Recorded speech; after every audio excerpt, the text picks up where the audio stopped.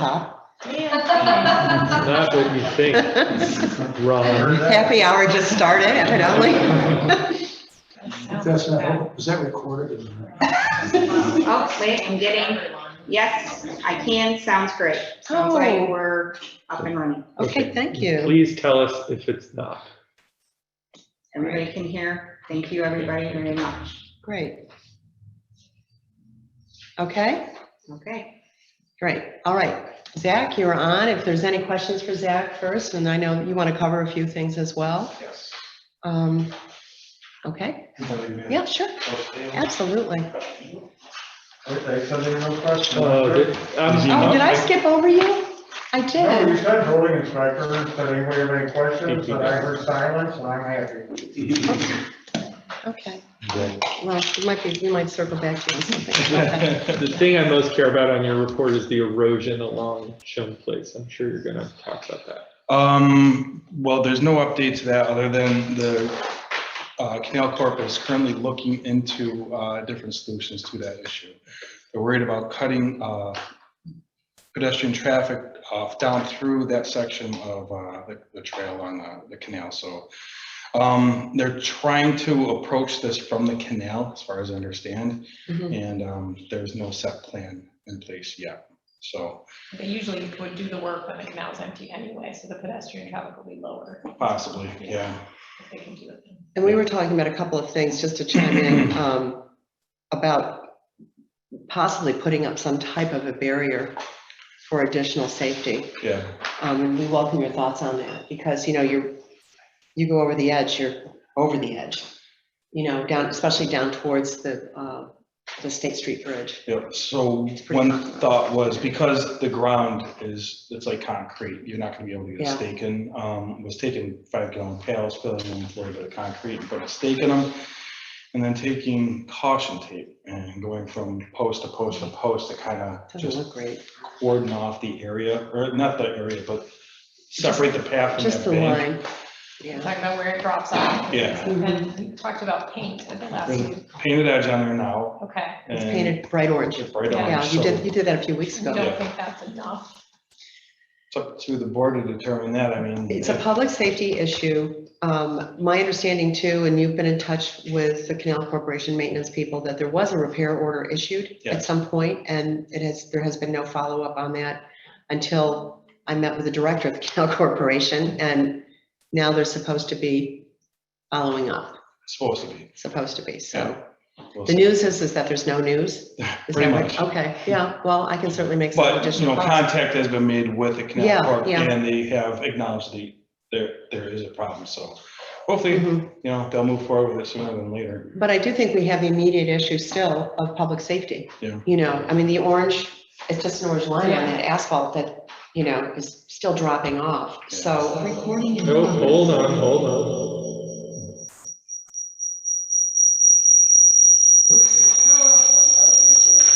Yikes.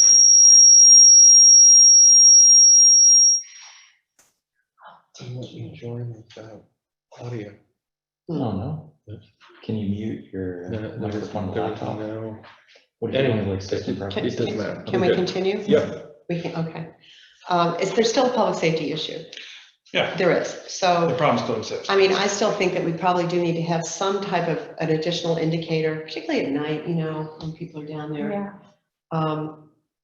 Somebody goes over the edge, they're really, It'll go down. yeah, It's a drop. It's a drop, so I would support doing something like, you know, concrete, so it's removable, I mean, you know, it's not permanent. Yeah, And some kind of, I said, we were talking about caution tape, like how do we alert people? You know, Put something reflective for the night.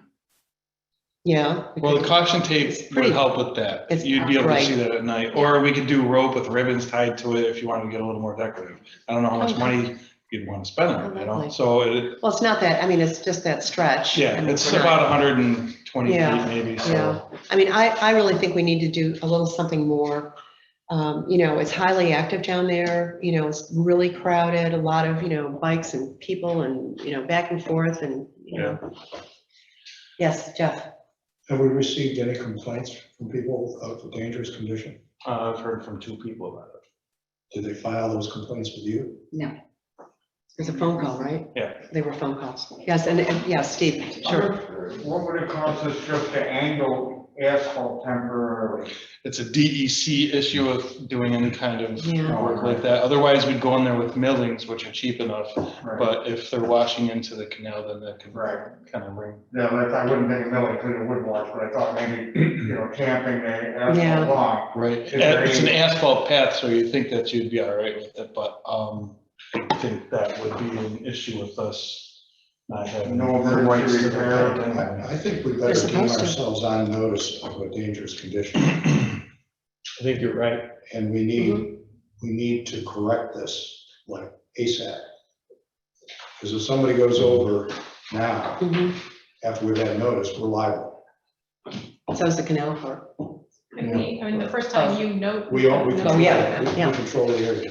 Was So- last year, right? Last year. Yeah, so we, and we have that in writing. Yeah. But I think it's So up to, we control that area. We could block the path off, or we could do something. Do we maybe want even, not like a storm fence, but something that would be a little more of a very clear, I think the clearer and the more barrier you get, the Yeah. better you're gonna be. Another idea would be wooden posts, set in concrete pails. and then just something and then across. a piece of wood of some sort as more of a physical barrier. I think the more you can do, the better. Yeah, I mean, I think it's a big deal. In fact, when the director of Canal Corp was, I was showing it to him when he was photographing and a chunk of asphalt rolled off. Oh, my Yeah. gosh. I'm like, So he actually. got cue up the there with- asphalt, you know? He was with you. Oh, yeah, no, and he's Something about escalating that. this. I mean, there's a following up, but yeah, I think we have to do something I that's think the more, pails and the wood sound good. let's go with that. It's gonna be imperfect, it's not gonna be pretty, but And we can it'll put a be- sign up for people to say, the fact that this is, caution. Zach, can you angle it in a little way from the edge at the start of where it is, and then to leave a clear, you understand what I'm saying? So the way that, it's not a nice clean break all the way down, so Yeah. we have to, and plus it's sitting on a slope, so No, setting, but if you're on the, so this is the edge where it's crumbled, that section, you start here and then go back. So you cut off Ahead of it. some of the sidewalk use, so people can't get close to the it edge. will narrow the sidewalk down substantially, but we can't do that. It's think you it's about should. safety. I think that would be a safer solution than putting the concrete pails with the stakes Watch, isn't that how you're gonna do it? on the bank. Well, Oh, my no, original. no, I would thought it Yeah, would have so gone on the It's on the asphalt. path, it's gonna cut a lot of that path. Yeah, no, out. I would think it would have gone, Okay. yeah. I think It's more my stable. recommendation would be to do that. Okay, Okay, so we'll follow up on this and get this going. sure. Is everybody, you have a question? I do, yeah. As you know, I've been sending emails with questions about the catch basin at 19 Bowden. And Zach, I appreciate your detailed response on that. And Jeff, I appreciate you weighed in as well on the issue that there is no other permit required for a project connection to the catch basin. My question isn't really about the particular catch basin. It sounds like it addressed. Excuse me, we're talking about this item. I thought you had a Oh, question. I'm sorry. about No, this I item. had I apologize. Oh. Older than I had a separate Okay. topic question We related to the report. just hadn't closed it out. I just was if anybody had anything else to Okay, contribute I'll hold the. before you I was- launch into that. I was gonna ask if it would be helpful, and if we had a contact number for the public, because they are gonna be upset, to maybe encourage whoever is appropriate at Canal Corporation or if it's DEC, I don't know Mhm. which. I can, I don't think he's gonna appreciate it, but Okay. the supervisor at the Canal Corp, department over, behind the sewer department would be the best bet. I think we want to keep them an ally. Okay, What was that, Jeff? I'm sorry. I said, I think we want to keep them an ally, not. Yeah, okay, all right. yeah. We're just trying to, That's certainly poetically correct. I think the few emails that I've sent to him kind of lug them raw a little bit, because then they get pushed to the supervisors and get pushed back from that. I think with having that makeshift barricade in place, I think, every time they take a boat down the canal and see that, hopefully, A little reminder. yeah. Okay.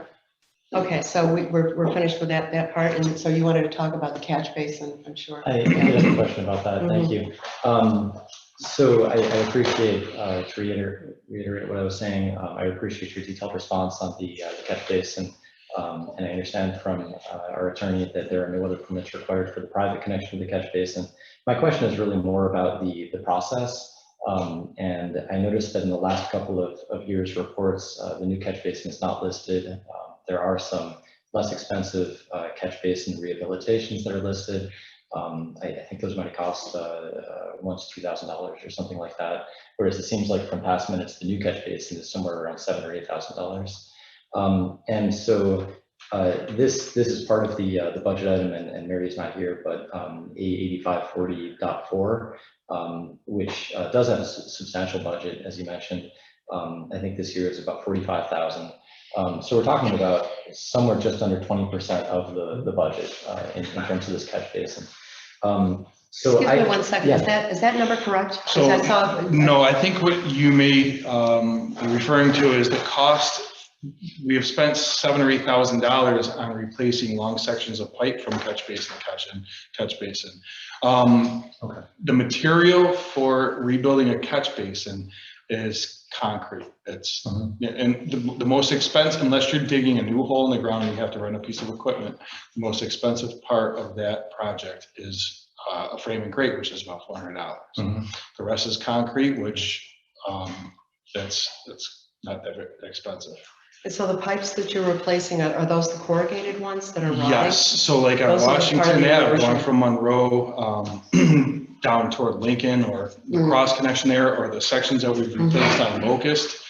We replaced a 100-foot section of pipe, which we contracted out, and that I believe was about $6,000. And that was 2 catch basin rebuilds, along with digging out, excavating the old pipe and installing a new pipe.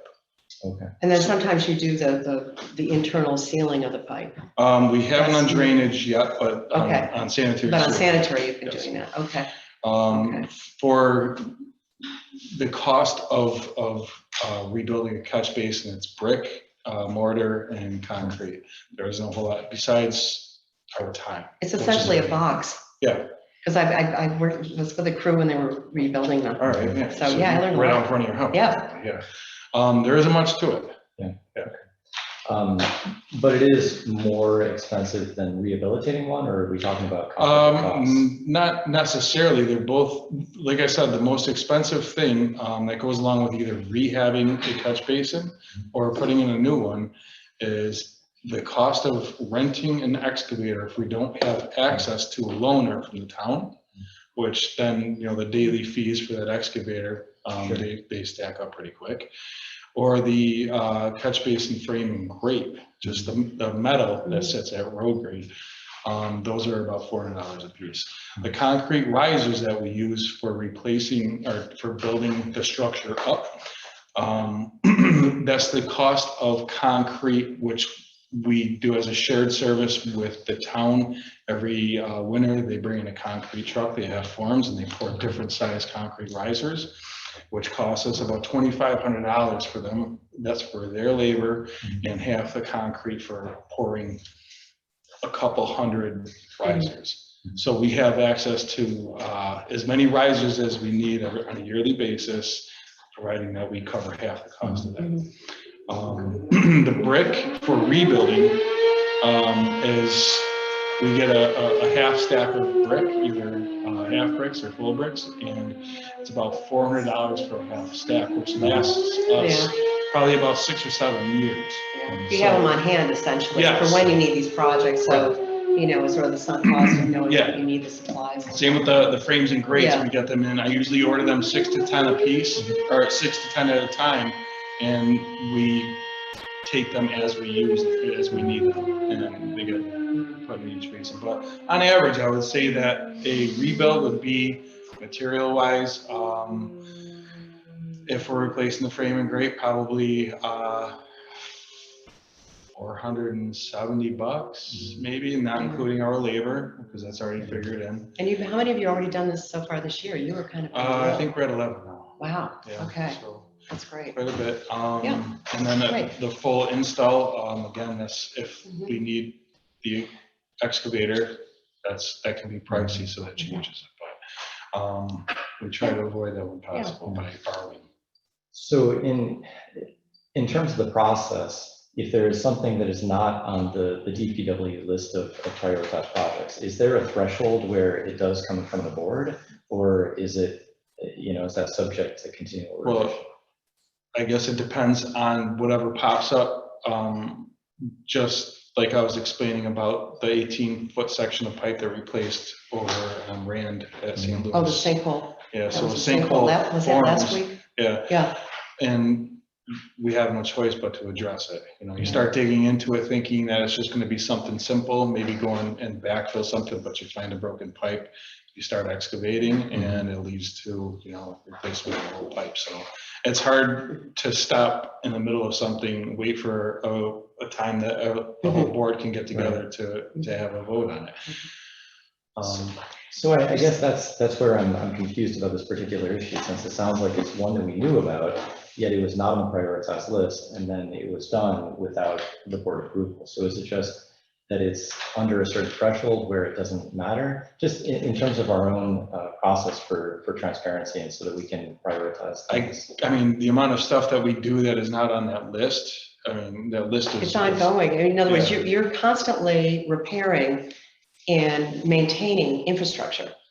And that actually, and I'm glad you're bringing this up, because this is something that we've been discussing. We're going to be working with Zach to put together a comprehensive infrastructure report and hold a workshop this fall. I don't believe there's ever been a report that's been put together this way, where it'll look at lighting, trees, sidewalks, sanitary sewer, roads, all the drainage, what am I missing? But it will really be a village-wide, sort of a comprehensive assessment of where our infrastructure is right now, because we have so much of our infrastructure aging out. And so this would be an opportunity, I think, for really all of us, as board members, and also for the community to understand what is required really on an ongoing basis for infrastructure in terms of what we need to address immediately, medium term, and long term. So Going back to that again, back in 2019, there was an issue with ponding out in front of the Towpath Bike Shop, where we were approached many times by the bike shop owner. Every time a car traveled past there, it would splash the building, and he's constantly having to repaint the siding or fix trim because it was rotting out. We tried doing overlays of asphalt to try to get the water to shed towards catch basins on the other end of the property. That didn't work. It just kind of moved the puddle around that same area. So we tried different techniques to get rid of it, but the end result was us digging a hole in the ground and building a new catch basin to catch that water and tie into that drainage system through there. That was the only solution. So there's different ways of approaching it throughout the village, So especially with a long-term problem, because I think the one you're interested in is the one that's been going on for about 4.5 years. And then we're also looking at the other sort of drainage issue on Wood Street. On Wood Street. Which is another one that we really need to take a look at. Because that's been going on for about 4.5 years. Yeah, so, Wood Street was done, I believe it was early 2012, and then Bellman was 2013. Yeah, a little longer. When both those roads were done, it was brought to everybody's attention that there were drainage issues to start with, and doing an overlay was not necessarily the best method to fix that road. And that was so it exacerbated existing issues. Now you have a brand new road. Do you start milling it up and creating patchwork, which tends, so freeze-thaw cycles, you start to get the potholes that pop up, or, cut a neat hole in the road and try, and install a basin going into a drainage system that would be a lot cleaner. To close up the issue, I do want to say thank you to Justin, because if a line item jumps out as 20% of the total budget, and we're at the beginning of the fiscal year, it's perfectly a good idea to raise your hand and say what gives. So thank you for that. So that was not 20% of the line. It actually. Yeah, it wasn't. So what do we have budgeted for this year? 45,000. So if we Mhm. spent approximately $1,000 Yeah. on that. Yeah, and the challenge is in the voucher from Mary, in that line item is, Oh, oh, no, you're right. Yeah, that's, Balance used Mhm. as of 5/13/20, oh, so that was the end of fiscal year. You're right, Mhm. okay. Yeah, so the big projects that we are looking, the reason why that is such a large budget for drainage is because we're chasing all of these problems with the corrugated metal pipe failing. The DOT is getting ready to do a resurfacing project on the state roads running through here, and we had a sinkhole open up at the entrance coming into the Village Hall driveway. last year. Yeah. So we ended up having to replace, I think it was 240 feet of pipe. We still have about 300 feet of pipe that is village owned that has to be replaced before the DOT starts their project late spring. So And what's the cost associated with that, just so people Um, understand that? I was You know, looking at like- about $22,000 to $24,000. That's really, And then there's Big chunk of still pipe. another section on Locust that has to be replaced because we're constantly chasing failures over there too. Yeah. So that's where that's why that number is so high Yeah. for drainage this year. Yeah. Otherwise it would be $10,000 to $12,000. Sure, I appreciate that, and I guess, just in No, terms as of the process. clear as I can make it, I will. Yeah, no, and I appreciate your explanation. I just was trying to understand the process in terms of being able to help prioritize things Sure. going forward when we're talking about bigger budget items. And since this one wasn't in the list, I wanted to understand Yeah. the process on, is there a place where we can provide input to help you address some of the bigger issues with the system that might be falling behind? If, so the infrastructure report, I think, will really Yeah, help I us think all get that'll a help. handle on that, it's hard to put every little project that, is out there on a list, Yeah. Yeah. and because you can't get to everything and trying to prioritize it. But I mean, if you had a huge puddle,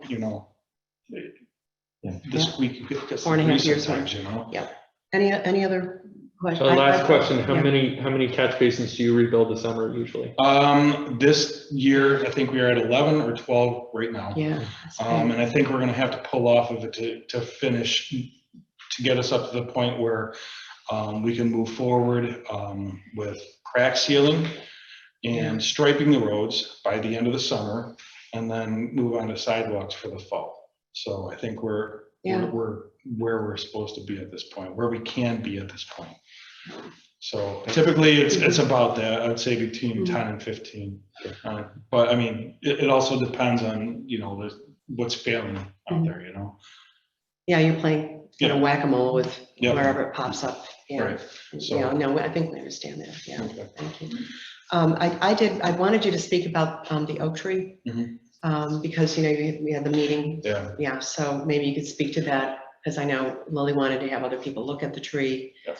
and get other estimates. You can fill us in a little bit, and I can chime in too. So since our last discussion about this, Terry Tree, who is the Monroe County contract bid winner, they came out, looked at the tree and said that it would follow what they're quoted at through the Monroe County bid, and that's $2,900 and change. Mhm. So just under $3,000 for them to cut the tree and get it out of there, but there's nothing pretty about it. There's no soul put into it. It's just getting rid of the tree.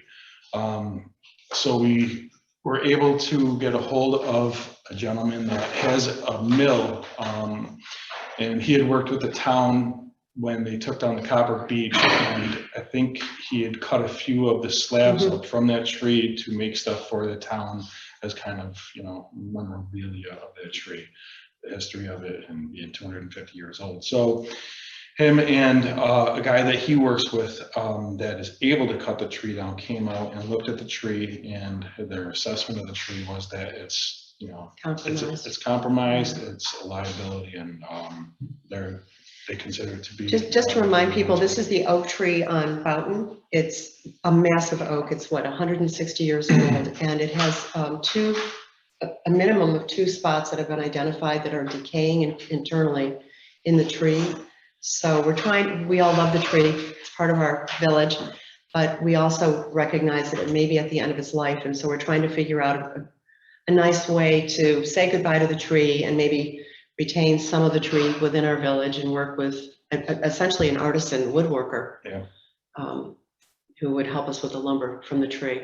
Yeah, so, So, his name is Jesse Phelps, and, the contractor that he would work with to cut the tree down, his name was Tom, and I can't remember, it was Eastern Tree Climbers or something like that. He quoted us at about $3,000 for him to make selective cuts for Jesse, so he could utilize the majority of the wood. And we, the DPW, would be on the ground doing traffic control and also cleaning up all the brush that would come out of the tree. So as a joint effort for $3,000 over the course of 3 days, he would drop the tree to the ground. Jesse would take the lumber and turn it into something cool for the village. Not all of it, just some of it. It would have to be a bit of a wash for Jesse's services. So he said that he would be able to make some slabs up and do some neat stuff for the village. and possibly make some, furniture materials available for people in the village, so, people can have part of the tree. Yeah. Which would be kind of great. And then smaller parts of the tree, we may be in touch with other artisans to perhaps make Christmas decorations from the trees, for candlelight night, just a way for everybody to have a little remembrance of the big old tree. So, so the bid center within $100 of each other essentially. And so I'm interested in the one where, he can work alongside, the artisan to help reclaim the wood that can be reused and repurposed. I think that kind of makes sense. Question for you, I suppose, if we were to hire him, it puts us above the procurement policy, $2,000 in order to have to get multiple quotes. So if we use him, it's a little more expensive than going out for county bid as an alternate. It's $100 more. But is it possible that this being a specialty situation, to be able to write up in that Yeah, that's a good regard? point. Or is it that the board can vote on it? Remind me what the procurement policy is. The bid is not It's 2,000. It's above that 2,000 point where multiple bids would be needed. No, I don't think so. We're at 3,000. Well, it's specialty services, right? Yeah, but hold on. I thought the bid amount was like 15,000. That's for purchase. So that's like This is a purchasing service. equipment. Yeah, but there's two categories. One's 15. And one's 20, public works. Public works would be product and labor. Right? Standard equipment would be just purchase contract. And then you have your specialty services. Yeah, but this is a public works contract anyway. It would be public works, so, They're because you're getting product out of it. they're below 20. Yeah, they're below. So we don't require a bid. I don't think it would require a bid, and I think you could put in justification for going with the higher quote that you received due to But the it's- following aspects. But it's not a bidding process at all. No, So you Because of don't the have to nature- worry about justifying the higher bid. only if you consider if it was just straight tree cutting, that would be a specialty, that would be, not public works, what am I trying to say? Country, oh my goodness. What, just the service? Yeah, like computers, IT, Contractual service. Contractual service, contracted service, yeah. contract. There we go. Honestly, it's an addition to. Okay, so we're between $2,000 and $4,000. Mhm, Two written quotations, you have those. yeah, Well, yes. You do. We have one from the state and one from him. Yep. Right? Yes. And documentation on the necessity of the purchase, which you can put in the record. And you've decided to pay $100 more to get some memory for the village and us out of the deal. I thought it was 3, but it's 2, so that's great. 2 Yeah. quotes, so. Yeah, that- yeah, thanks for three is clarifying. above 5. Dan, I think Okay, it's three is above five. Thanks, guys. But So Do you want to make a going motion? Just as long as it is specified that Shall I make a motion? Yeah. Okay, so I'll make a motion to approve the the one who's going to repurpose, do you have a name? The Jesse Phelps. Jesse Phelps. Jesse Phelps, and Eastern. Eastern Tree Do Climber. the work on the oak tree as soon as possible. Second. Okay, we have a second. Roll call, trustee Lightgev, Aye. trustee Keating, Aye. trustee Stetser, Mayor Plummer, Aye, motion passes. Excellent, Okay. thank you, guys. yeah, and thanks for pulling that together also. Yeah. You know, Yeah, I think I know this it's will been be a long- interesting and neat to see. yeah, yeah, I'll keep everybody posted on a date that we will be working to get this tree down, hopefully as soon as possible. And that way, if you guys want to do some sort of community event around it. yeah, I think that'd be nice. I know Lily was interested in that too, so we'll get back with her on that. Okay, Yeah, You're gonna let the neighbors know this is when it- when Yeah. it's Yeah. scheduled? yeah. I was gonna discuss the State Street bench, but Lily's not here, so I'll leave that one alone for now. oh, that's true. Yeah. She's a bench person. Anything that needs action on it? Well, our discussions today with the DOT was, they are going to look into incorporating a pad with the crosswalk that they're gonna be putting in down at Durham Way. So I know Lily's really trying to push this forward, and if she gets the permit, we can still set it out there. But I just wanted to let everybody know that this hopefully will be part of the DOT's plan for the resurfacing and pedestrian improvement projects next year. Okay. Great. Okay. Okay, thank you. Thanks so much. Thanks, Zach. You're welcome, thank you. So, well, after Public 7, we hearing. should have the public. You can't have it reversed. Just before? Okay, should we just? You can do whatever you want. Yeah. Finishing off Steve and. Well, yeah, maybe we can finish Steve, because I don't think he has. I mean, it's up to you. I know. But I also don't want to keep you guys hanging around either. It's up to you. You can do Steve's probably. I'm sorry. It's 7, so we could have it, right? Yeah, why don't we do that? We don't want to keep you waiting. Yeah, you had a long day too. Okay, so we have Dorothea, we're going to open the public hearing. Okay, Okay. I make a motion to open the public hearing regarding 10 North Main Street, the Buku Food Truck. Second. roll call, trustee Lightgev, Aye. trustee Keating, Aye. trustee Stetser, Aye. Mayor Plummer. Honor, aye. Can you come on Oh, up? wait, why don't you guys come up? Come up. Stan? How are you? Great, Dan, how are you? Good, Yeah, good, have a seat, good. have Nice a to see seat. you. Yeah, Thanks to everybody here for all your Yeah, help so thank far. you. Yeah, absolutely. okay. So, talk to us. Okay, we've been dreaming of this for 6 years, I have, of coming in and setting up a food truck at 10 Main Street here. We've done due diligence, presented our 6-page letter of intent, met with the Paul Schenkel today with the town to make sure that we not only have authorization to use the property, but authorization to park on the grass, which will be part of our business plan. He said he gave us clearance on that today. We're planning on using the 110 power outlets that were pointed out to us by Steve and the mayor. And that way we can run clean and quiet without our generator, which is something we're very excited about. I recently had our chef here. I don't know if you've met him before, but he's former head chef at Menden 64. He's been a San Francisco chef, Chicago, 30 years experience. So I'm glad to say he's my partner. We're going to add him to the LLC very soon there. And we're excited to bring a good choice of food to the village here and hope we can get it done. Okay.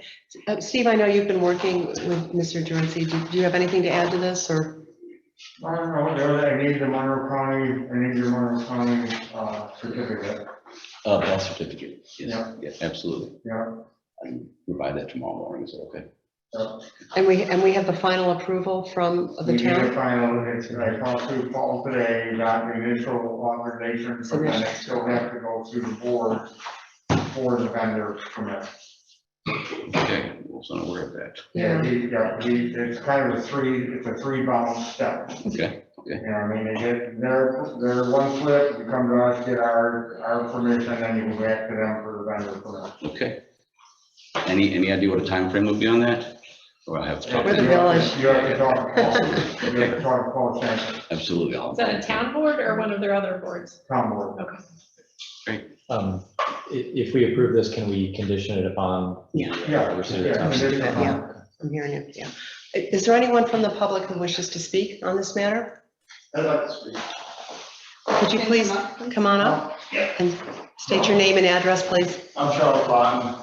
I currently rent Fanduel Maine over there. So I'm there in the daytime. I'm just a little concerned about my time period. I'm supposed to be here till 3. Mhm. And there are days that we leave a little earlier, but my scheduled time is till 3 o'clock. Mhm. I gotta get my equipment off of that. So as long as, everything is gonna happen after 3, I got no beef with it, but I'm concerned about my time. And then the other thing is, in my permit, I am allowed that if there's a special event going on within the village, that I can set up there. My concern is if it happens at the hours that he's getting the permit for, whose permit supersedes whose? It's a pretty big space that everybody's in. It'll be the same space. Well, there's the concrete pad. Is that what you're thinking of using as well? Actually, we're gonna set up off the concrete pad Okay. on the grass, which will Yeah. be the concrete pad and the place where Charlie Uh-huh. parks his vehicle open now. And, Uh-huh. And I see your proposed hours are 3:30. yes, we're not, if Charlie's. And then ending at if- 7:30. If we get there and he's not ready, we won't come on. And if it comes to a situation where only one person gets set up, we will defer to Charlie. He's been Well, there it all forever. sounds workable. I mean, I think it's a big spot, and I think you're both business people and can solve problems. And we hope to promote Charlie's business and all the Yeah. village I businesses. would think that this would be a good thing for everybody. I hope so. Yeah. Like I said, I'm just, And the I appreciate conflict, that's why I came. It's just because of the conflict, Mm, time, number one, and then the other thing is, Okay. like I said, for special events, I don't know how Uh-huh. you would do that. I don't know. Well, I think we just heard, I'll From defer to Mr. you. Johnson. It's you can have every Right. special event. okay, Okay. Yeah. That works. I just wanted to. and, yeah, no, thank you I'll very say much. that. And I just want to thank you too, because I know it's not easy for you to Yeah, share the space, and it's been a long dream of mine, and we're gonna try to make this good for you. Got it. Most people go and find their own spot. I just had a. You got lucky, you got one that was already established. Yeah. so, Sir. it's. And we it's kinda appreciate nice, that. So, Yeah, Charlie, we- before you. Yeah. Charlie, Charlie, we're not letting you I go. just have a Yeah. quick Not letting question. you go?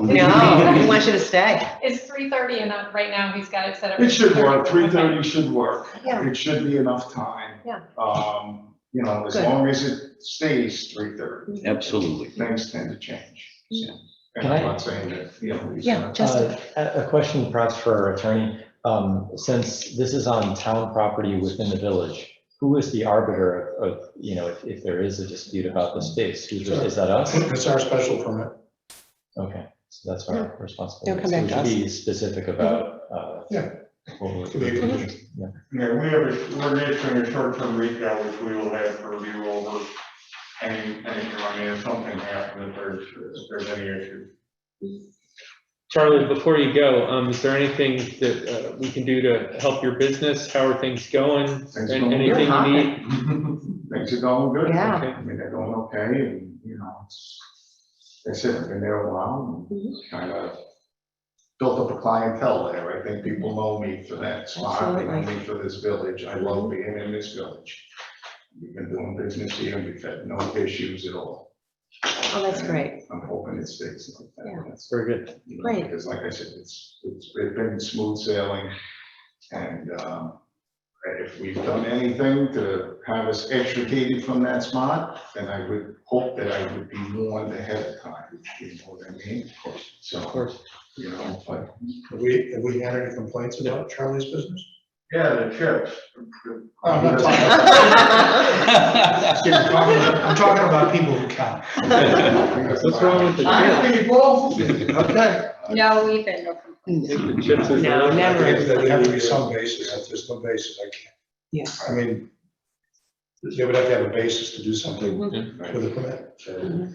just what happened. Great, thanks, Charlie. I appreciate everybody's time. and Thank you, Charlie. Yeah. Everything Thank you. works out. Thank you so much. Okay, Okay, I'm thanks sorry, again. Charlie, your address for the record. Yeah. I'm sorry, what's that? Your address for the record. 12 Brimsdown, and that's in Fairfield. Brimsdown Circle. That's right. Thank you so Thank much. you. Good luck. Thank you Thank you, very much. Charlie. I Thank you so truly much. appreciate your time. Is there anybody else who wishes to speak? Yes, please come up and state your name and address. Thank you. I'm Trisha Wilson. I live at 61 North Main Street, and I am just excited to have a variety offered to the village. I've tasted Ron and Chef Kurt's food, absolutely delicious. I'm a huge foodie, given my constructive criticism. And I think it's exciting to bring something new to the village, and I think it's great that Ron and Charlie can work together. You're right, Elisa, when you say that it's a big space, and it's, I think it's nice to work together and bring more to the village, more choices, more opportunity for people in the village. So I just wanted to say that. Thank you. Thanks so much for your input. Is there anybody else who wishes to speak tonight? Okay, all right, I make a motion to close the public hearing. Is there a second? I'll second it. Trustee Lightgib, Aye. trustee Keating, Hi. trustee Stetser, Hi. Mayor Plummer, Plummer, aye. motion passes. Okay, it comes back to the board. Any other discussion with the board? No. Is there a motion, please? I'll make a motion to approve the application as handed in. I I think we had a. think we wanted to have With some the- conditions. With the condition. Yeah. Jeff, do you want to just remind us of the conditions, because we were sort of talking Town about. permit, the health department permit, and the deferral, the precedent that Charlie has for the space during special events. So amended? Permission from the county, say that? Yes, yeah, you said that. So So amended? the town Is that permit, does that- acceptable? Did you get those three things? I said the town permit, does that cover it? Yeah. Do we need to waive a? No. No, that's No, a non-municipal. No.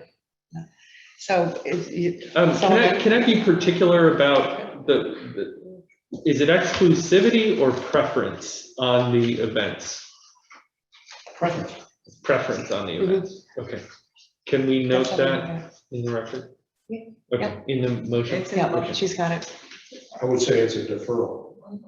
The Deference to, the decision is deferred to Charlie. So if there's room only for one, he gets Yeah. first dibs. Yeah. And if there's room for more, okay, gotcha. Okay. all right. The motion has been amended. Is there a second? I'll second. Trustee Lightgib, Aye. trustee Keating, Aye. trustee Stetser, Aye. Mayor Plummer, Plummer, aye. motion There passes. you go. Good luck. Wonderful. I just want to thank Dorothea on behalf of myself and the chef, Justin, Dan, Mayor, Ms. Stetser, and Jeff. Thank you so much. I appreciate it. Thanks, guys. Good luck. All the best. Take care. Okay.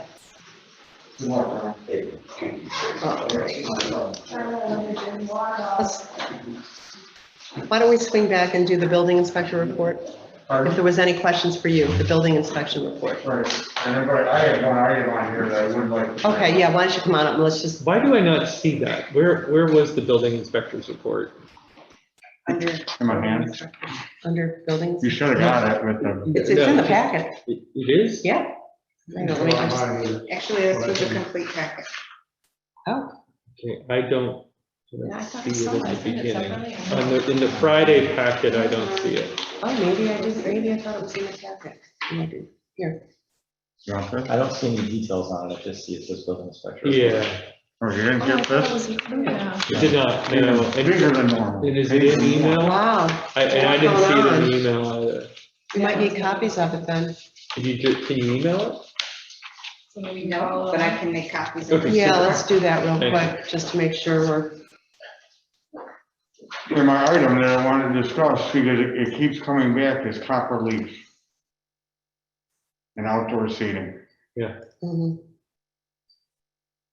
What are we doing? Are we doing anything? Do I just tell them no? You know, I mean, I hate making excuses. Yeah, Jeff and I had a conversation about this, and Jeff, why don't you? Their options are pretty limited. Yeah, They are a pre-existing non-conforming use that cannot be expanded. Why are they pre-existing non-conforming? Because They they got came in under approved. the old zoning code, they're not a permitted use to do what they're doing where they are. so the remedy for that would be, Would be allowing the use where they are, or they might be able to get, a variance from the ZBA. They have to apply for a variance because they're not permitted to expand it. see, that's under the old code. they came in under your first stint Right, Yeah, with your opinion yeah, that it was a agricultural processing. right. That's no longer a permitted use there. Yeah, so pre-existing non-conforming can't expand without, right. The choices are to expand the tavern overlay district. And then they come in and apply for a special permit under that district, or they get a variance from the ZBA.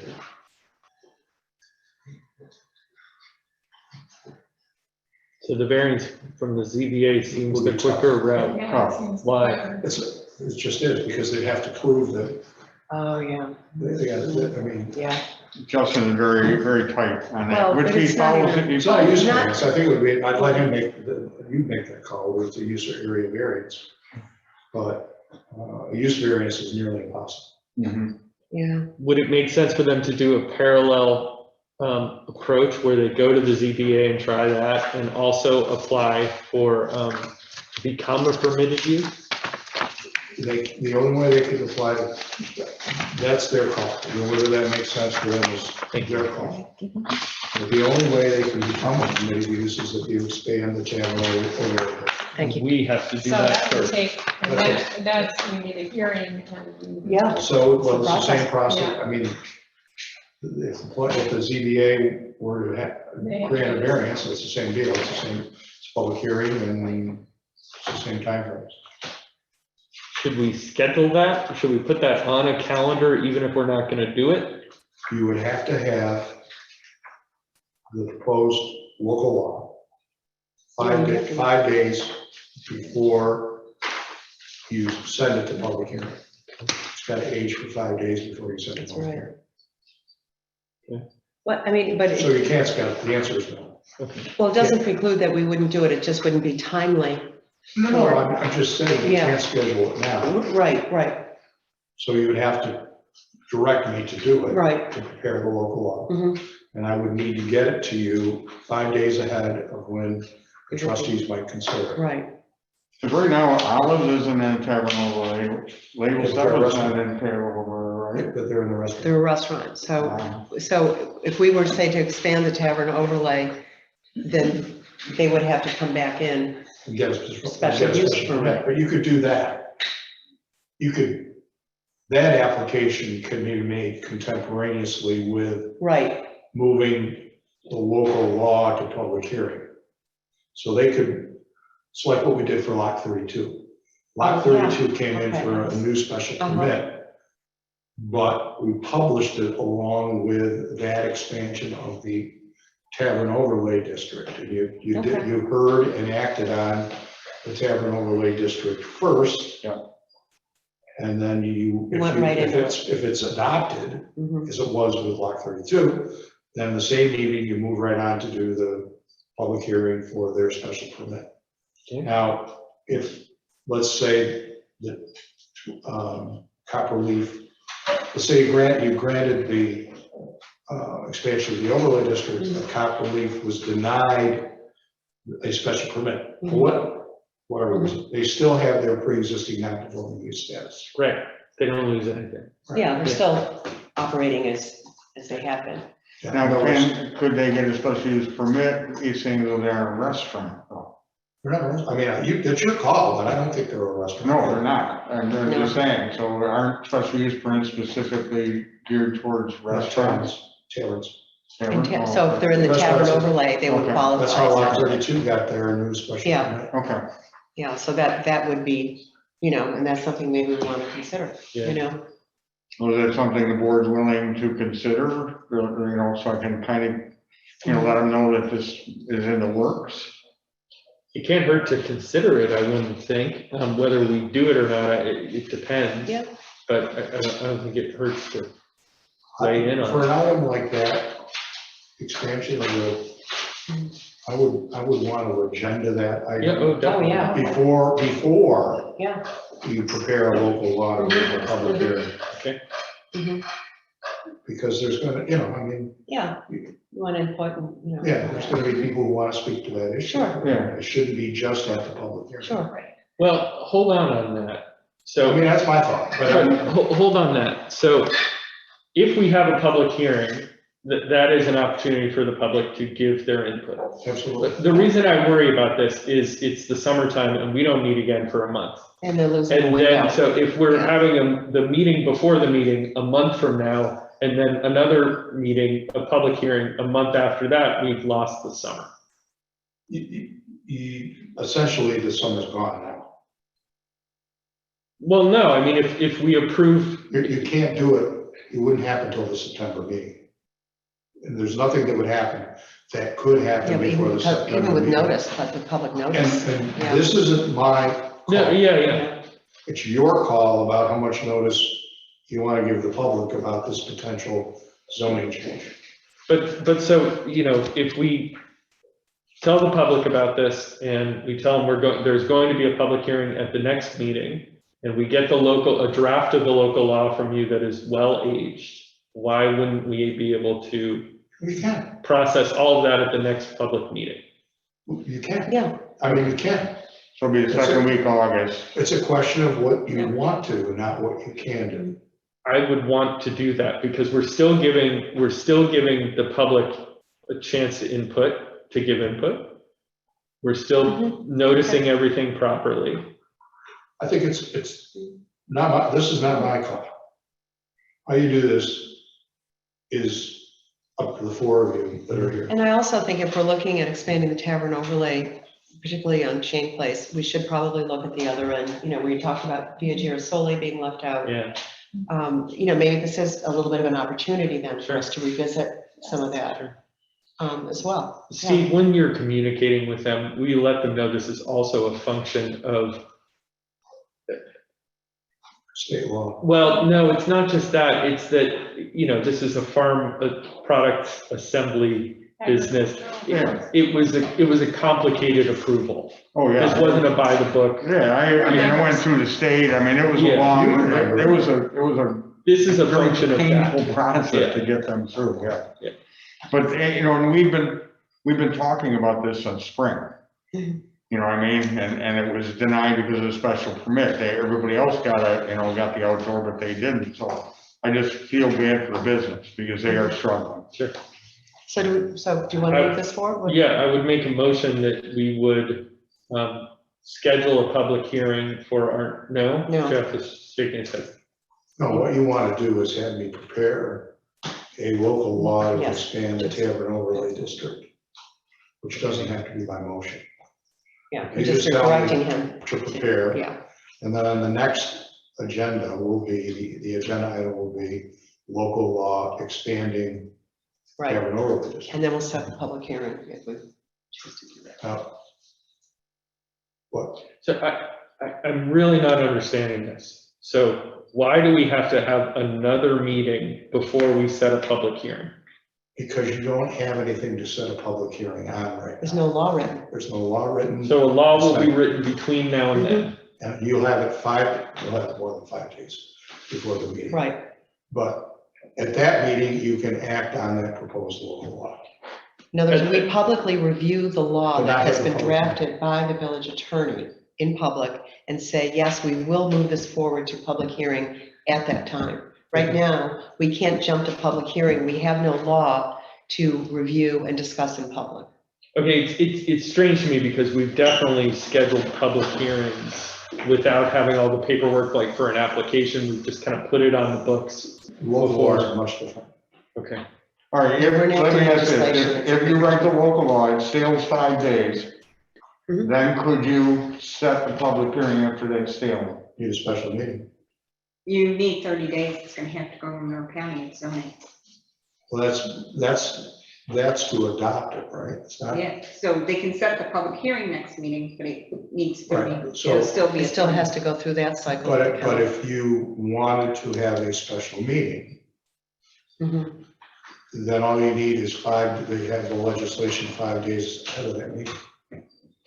Okay, so if we scheduled a special meeting for sometime greater than 5 days before the next meeting.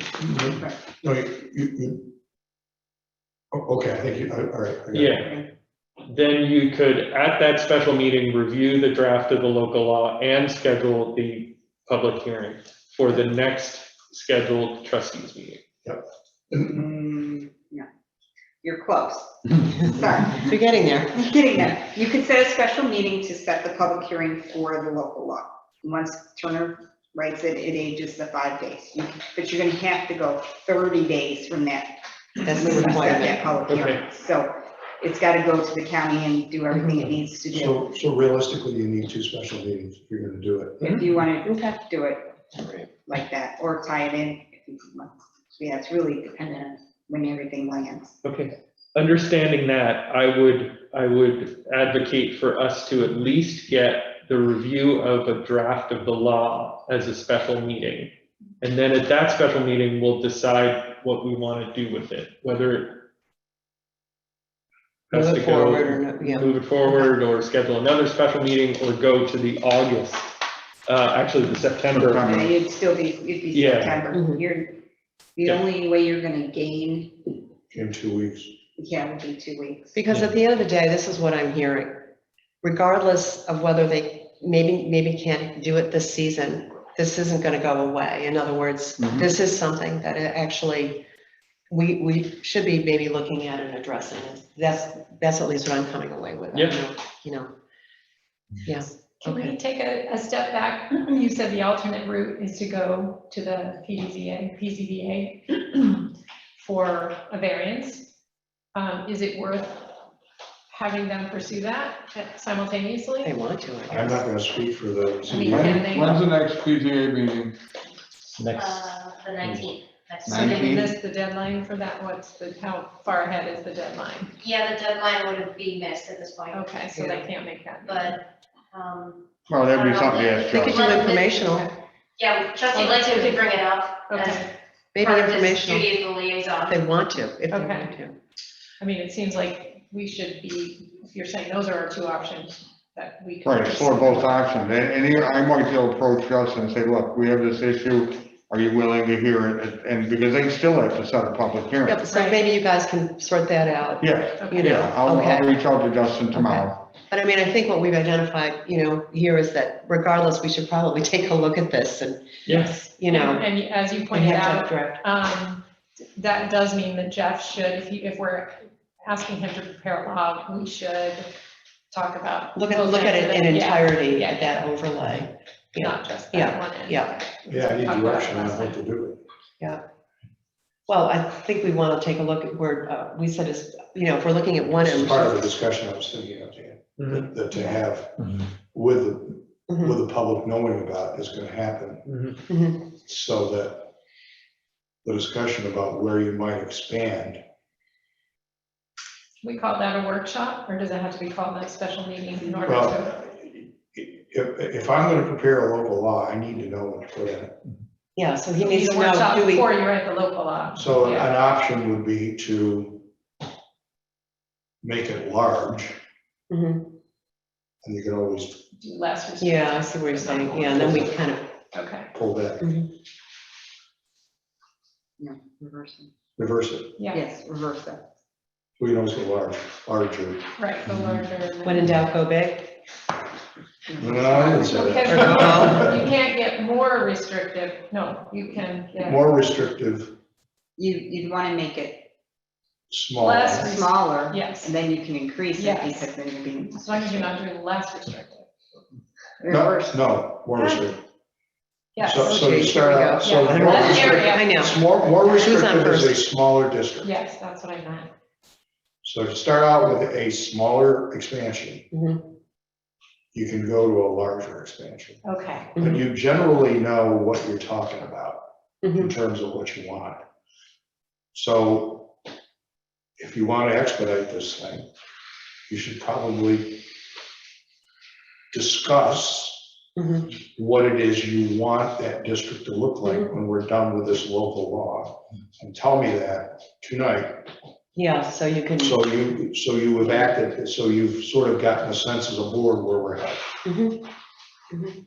So what are the thoughts for people? you know? In general, my thought is enable the building inspector to make that call. No, you can't. Yeah. Enable the code enforcement officer to make that call, to move towards something that makes that work. That's a really, no, I'm gonna respectfully say you don't wanna do that because it's a zoning issue. Yeah, this is It's what we it's do. an issue of discretion Mhm. that he should not have. Yeah, so, well, we know. Expansion of a zoning district is a very discretionary Yeah. action that he should not have any input in. I didn't mean that right, that he should have any decision-making on. Shouldn't be. Well, now, if you want to move outside seating to him within That's what I'm talking about. parameters, that's a whole different That's issue. something That's what different. I'm talking Yeah. The tavern overlay district needs to be, that zoning change needs to be our purview. Yeah, And it's yeah, something that- different. I I'm still agree gonna- with you about the outdoor I seating. still want to go back to me, and I don't understand why this wouldn't be the simplest of all, is to remove the words special use permit from the authorization for the outdoor seating. That's what I was trying to do. That doesn't help Copperleaf at all, Why? because you can't expand their use. It's pre-existing, non-conforming. You Under can't, you old can't code. expand their use. Yeah, in other words, what we're talking about is probably really the only way we can move this forward, But, at least at this instance, yeah, for them. so And what then Dan- also looking at other aspects of who else should be, what other areas should be in the expansion. But what, we're looking what at. Dan's talking about, second issue, is moving to the building inspector the authority. Now remember, let me start again. Remember that your outside seating resolution is geared to a pandemic that resulted in lower inside capacity. So you were going to be okay with him expanding the outside capacity within the total normal capacity. You can give him that authority for any retail establishment, you know, maybe the bookstore Yeah. wants coffee and a croissant while you're looking at a book out front. He could do that, but I'm suggesting it ought to be, you do that by given that authority by local law, not resolution. So you've laid out the parameters, you've laid out any oversight that the trustees want to retain for this process. You really did the resolution as an emergency action. So do we want to do that at the same time? I'm not, yeah, Sure. I was Let's going to look be at that. presumptuous enough to Yeah. raise this if you did. I think we should look at that. But my suggestion was not necessarily going to be the building inspector to do it. It was going to be that you should think about doing it because it's been so successful. Yeah, because really, although the genesis of all of this was the pandemic, what we now know is People love it's engaged people, businesses love it, the public loves it. So it's a positive thing, I think, for our business climate. And so we should, I'm all for, let's look at this in terms of the outdoor seating, whether it's just for retail or however. But the outdoor seating won't help Copperleaf. No, and I'm saying in addition to the expansion of the tavern overlay. So So both of them, right? the Look at both. emergent nature of the outside seating change is not there. I mean, you may want to push the pedal to the metal on the expansion of the tavern overlay district for Mhm. Copperleaf Brewing, but you have a little more time to decide exactly how you want to do it, get input from other municipalities about how they're doing it, maybe talk to NICOM about any thoughts they have, and then we can put together legislation to do this. Yeah, 'cause no, I mean, like the bookstore might be the only one at this point, but everybody else is already, we've They're done kind of that. already and doing allowed it. For the season, Okay. their outdoor seating. We have never done this before. Mhm. Okay, this would be a new thing, to give the building inspector the authority to do that. So we want to build a very constrained statute Mhm. for him, to help him, not, make sure things work for him. So we need to research that. I would think we would want to spend a little time Yeah. going to other municipalities, going to NICOM, seeing what they got. Mhm. And I'll work with anyone who wants to take an interest in it. I mean, I can do this. Yeah. If there's gonna be I'll a work with you. committee of two or a committee of one, Yeah, whatever. whoever else, anybody else want to hop on, I'm. Okay, so are we scheduling anything right now? But I would think the discussion you want to have right now is what extent, what is the extent of the expansion overlay that I am charged with drawing, it's terrible English, for which I'm charged with drawing a local law. That's better. And I What do we don't want know. him to look at so he can draft a law? No, what do you want to expand it to? So that we Right, draft a but law? we're saying Yeah. the same thing differently. And we're saying, if anything, err on the side of Smaller. making it smaller to begin with, and then we can. Although, I mean, you've talked about two places already. Yeah, Yeah. Jersey and, I always. The opposite ends of Yeah. Shameful. Uh-oh, the clerk has a question. Justin Gleisha, the head of planning, he has his hand raised in the Zoom, but I can't comment back and forth with him with his hand raised. So I'm not sure what he's trying to add to the comments, and I can't allow him to speak. Can you email in? That's what I'm Yeah, trying to say this chat. verbally, so Yeah. Justin, go to Q&A and put your question or Yeah. comment in there, Sure. and I can read it to the board. Sure, absolutely. So I just, sorry to interrupt, but I can't Thank you. talk to him Okay, directly. thank you. So I don't know the answer to that. I don't know what we want to change in the overlay. I just have thought as far as copper leaf. So I wouldn't know how to instruct you yet until we go and work on it. And I brought up Jersey. Well, see, you couldn't choose to copper leaf, because that would still leave you the same problem, you'd have to do. Oh, hold on, right, for a different reason, that was Yeah. spots only. Yes, Yes. Now, Mary Ann's got the new event space, Just not what I was neutral saying. grounds and an event space on the side. She may want to eventually serve mimosas on a Sunday event. So it would make sense to include the new, the old ice cream place, Label 7, Olives, Copper Leaf. Yeah, I mean, you already have that whole, you have a lot going on down there. Yeah, Not my call. no, I understand, we're just talking through it. Yeah, Justin. In terms of the flow of this, I think this is an important discussion to have. I'm looking forward to talking about this. I've got the Tavern Overlay District map up right now and trying to sort through that. It seems like in terms of expediting this permission, perhaps the variance might be a quicker way. I guess, to me personally, I would prefer to have more public input since we're talking about rezoning here. We're talking about changing the laws. And I know that there have been some issues raised around that area in particular. So my preference would be to not have a lot of special meetings, which might limit participation, but to follow the regular process on this and make sure that we've got the right input to hear all the voices before we go changing the zone. Let's see what Justin V says too, as far as a variance, if it's even possible. I would be surprised if you counted about the variance. Well, that's- Well, I'm waiting. I think that's kind of probably He was why hoping just to he speak. hand raised. Yeah. Did you get a chance to look at the report, though? Is there anything on, questions on the actual report?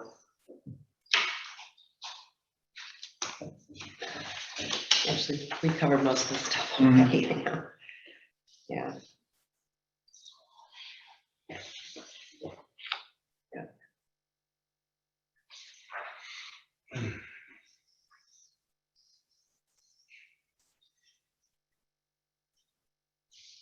Oh, I have a question about the non-approved flooring.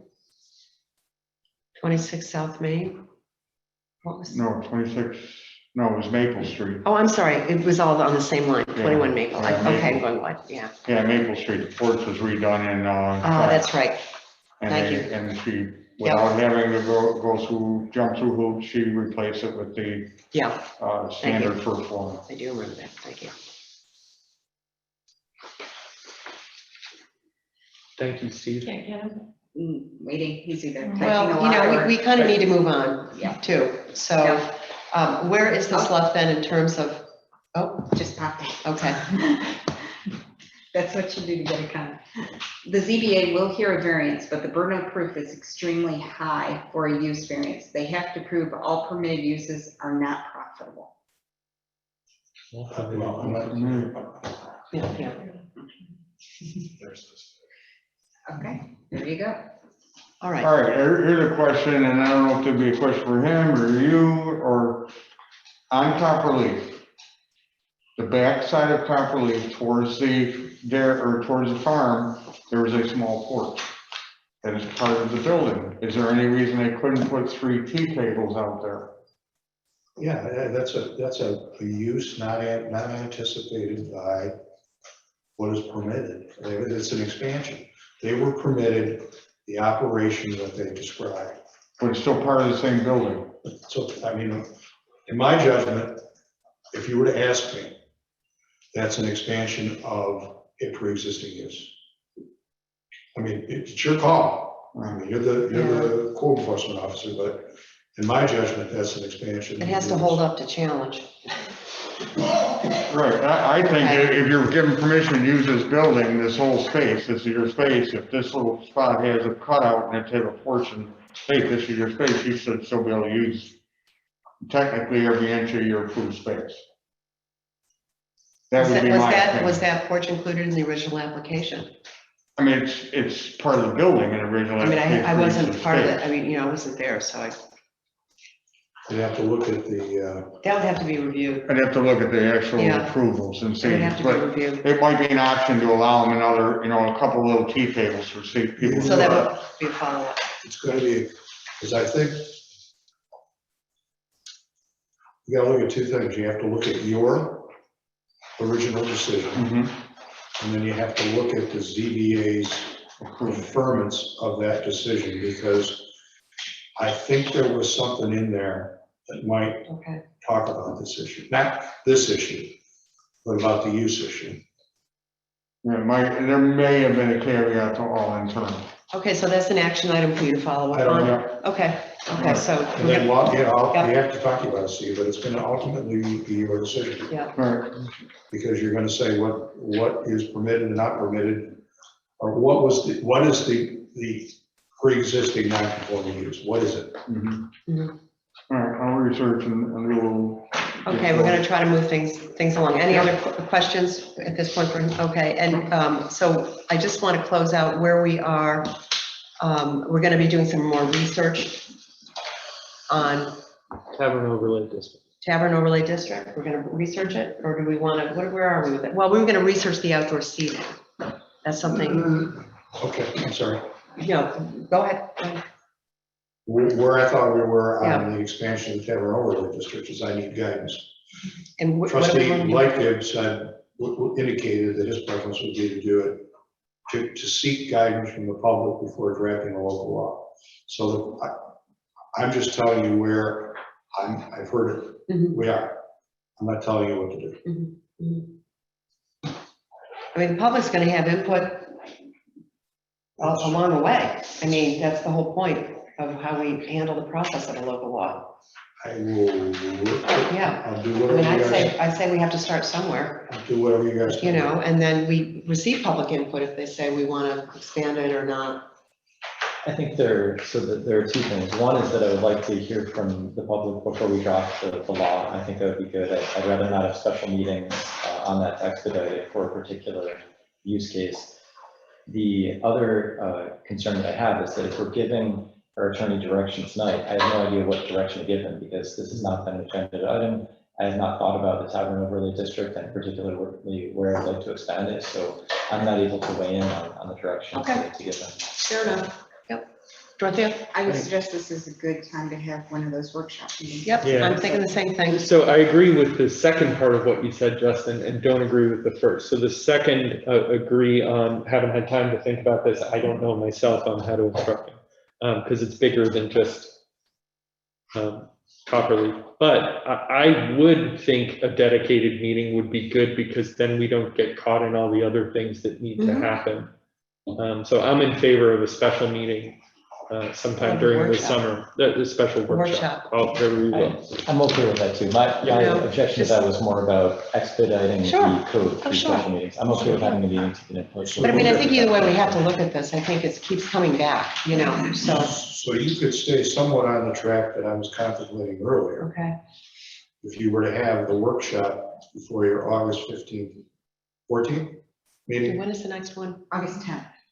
August 10th meeting, then you could give me direction at the August 10th meeting to draft the Based on- legislation. We could give you direction at the end of the workshop meeting. You could do that. Mhm. Yeah.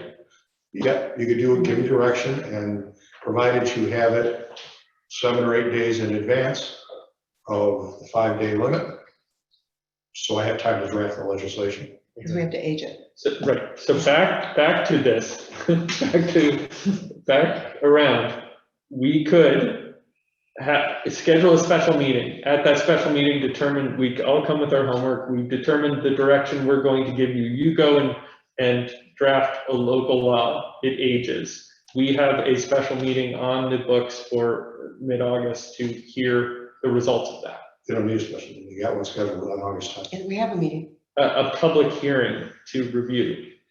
How, You know, you gotta get 30 we days. have 30 You're gonna have days. to give 30 days to Monroe County Planning. So we're into September. For the And public. seeker, Yeah. yeah, seeker too. Yeah. Yeah, Secret, you That's guys. right. Oh, yeah, seeker. And probably at this point, you could have a workshop and discuss the Taylor overlay. Figure out where you want to extend, direct him to do it, so before the August 10th meeting, it would stale.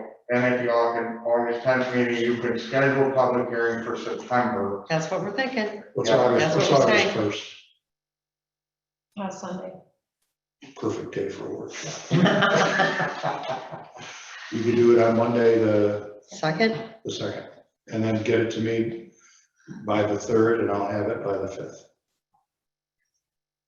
Mhm. Sounds great. I don't have a calendar in front of me. I apologize. I Um, don't have my own pen. Monday, the 2nd. I just want to make sure we don't have any other board. I know, just thinking I the don't same. I don't think I'll be able to attend that week, but I can provide input. Can you, yeah, give us your input on And it. Monday, the 2nd would be our HPV, because the Yeah. 2nd. HPV is on the 9th of August. And I would suggest that as long as you're workshopping, you workshop the retail use outside seating issue, Yep. giving it to Steve. I don't think see we should- anything else on the calendar for August 2nd. Okay, so then let's make that happen. And it'll be for both. I would Yeah, suggest, yeah, unless we that's were- too much to bite off. Actually, I think it kind of goes hand in hand in some respects. You know, we've been getting this feedback consistently. Yep. And I think we can handle both. And you're allowing public input at that meeting to those Mhm. topics? Sure. Because Oh, I'm yeah, getting that absolutely. question. Yeah, no, I think that'd be great. Okay. Yep. I will get that on the calendar. Wonderful. Thank you. Well, thank you. Okay, so we're closing that out. Where are we here? The attorney has nothing special to report. Thank you. It's just the day-to-day stuff that happens every day in this village, Okay. All right. which is all pleasurable and enjoyable. Well, thank you. All right, so treasurer's report? Come on, Brooklyn. Yeah. Brooklyn, I had one question. It was on hometown energy. Yes. There were two on there. What is that for? Hometown Energy is for our gas and diesel delivery.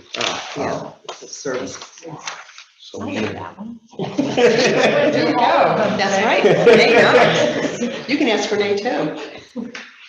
Zach taught me everything I needed to know. Every invoice. You knew that as of today? Yeah. And you're trumpeting that? Congratulations. Thank you. You're- Okay, any questions? other than that, no. Other questions for people? I'm scrolling down, sorry, I'm missing it here. Okay, is there a motion? Do we have any? I'll make a motion to approve the vouchers as directed, as stated. Second. Roll call, trustee Lickett, Aye. trustee Keating, Aye. trustee Stetser, Hi. Mayor Plummer. Aye. Motion passes. Okay. Thank you, Brooklyn. no problem, just a few notes on that. Just so everyone's aware, the Kubota RTV is fully covered by CHIPS for reimbursement, so we will be getting reimbursed for that. Mary should have sent out to everyone a budget transfer. We're looking to close the fiscal year this year. We have to get everything set by 8/1 deadline. So we do have a raw number of $251,009.66. So with board approval, we can get that transferred and we can close out this year.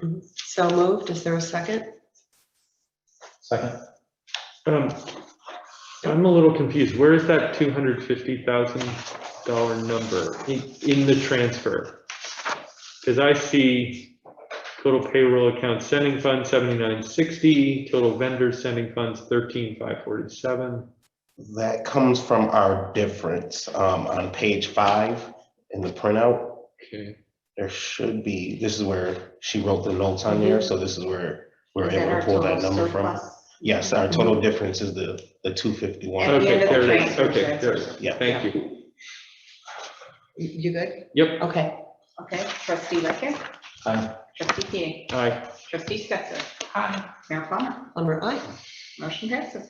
All right, and one final thing, we have a bit of good news. Yeah. We were accepted for the American Rescue Plan Act, and we were approved for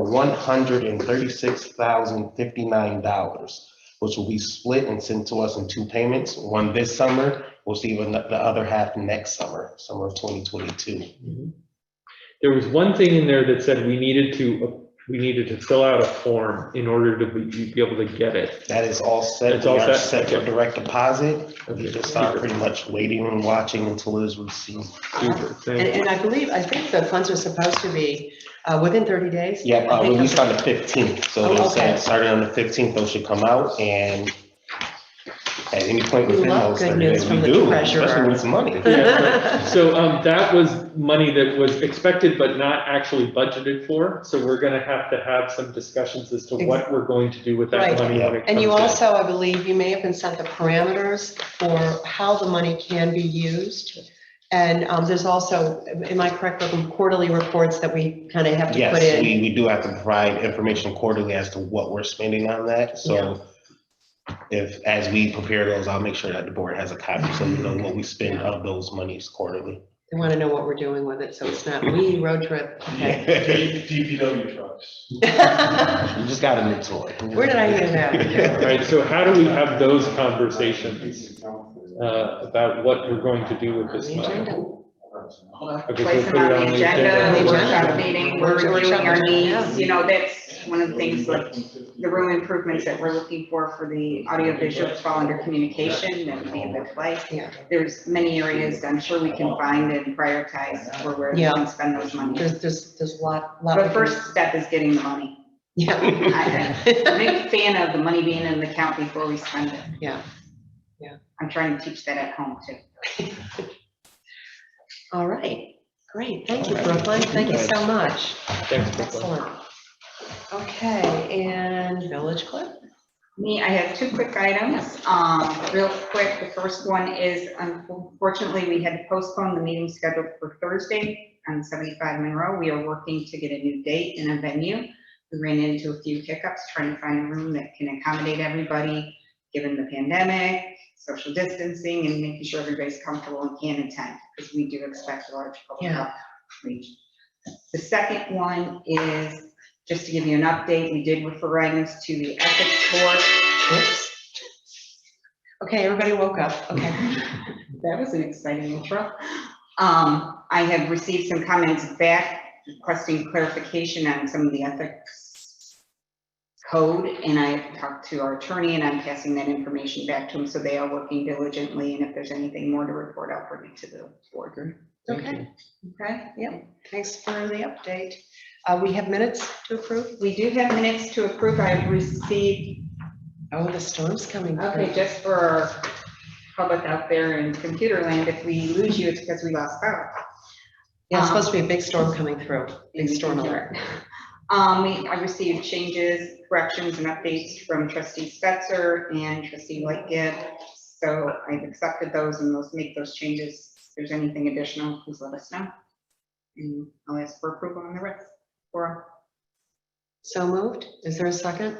We'll do them individually. Okay. Oh, I'm sorry, that's right, individually, we should, Sorry. for the first, So which first one are we set, doing the first? first set, you're right. Which is April 21st. 21st. April 21st. I'll make a motion to approve the minutes from April 21st. Second.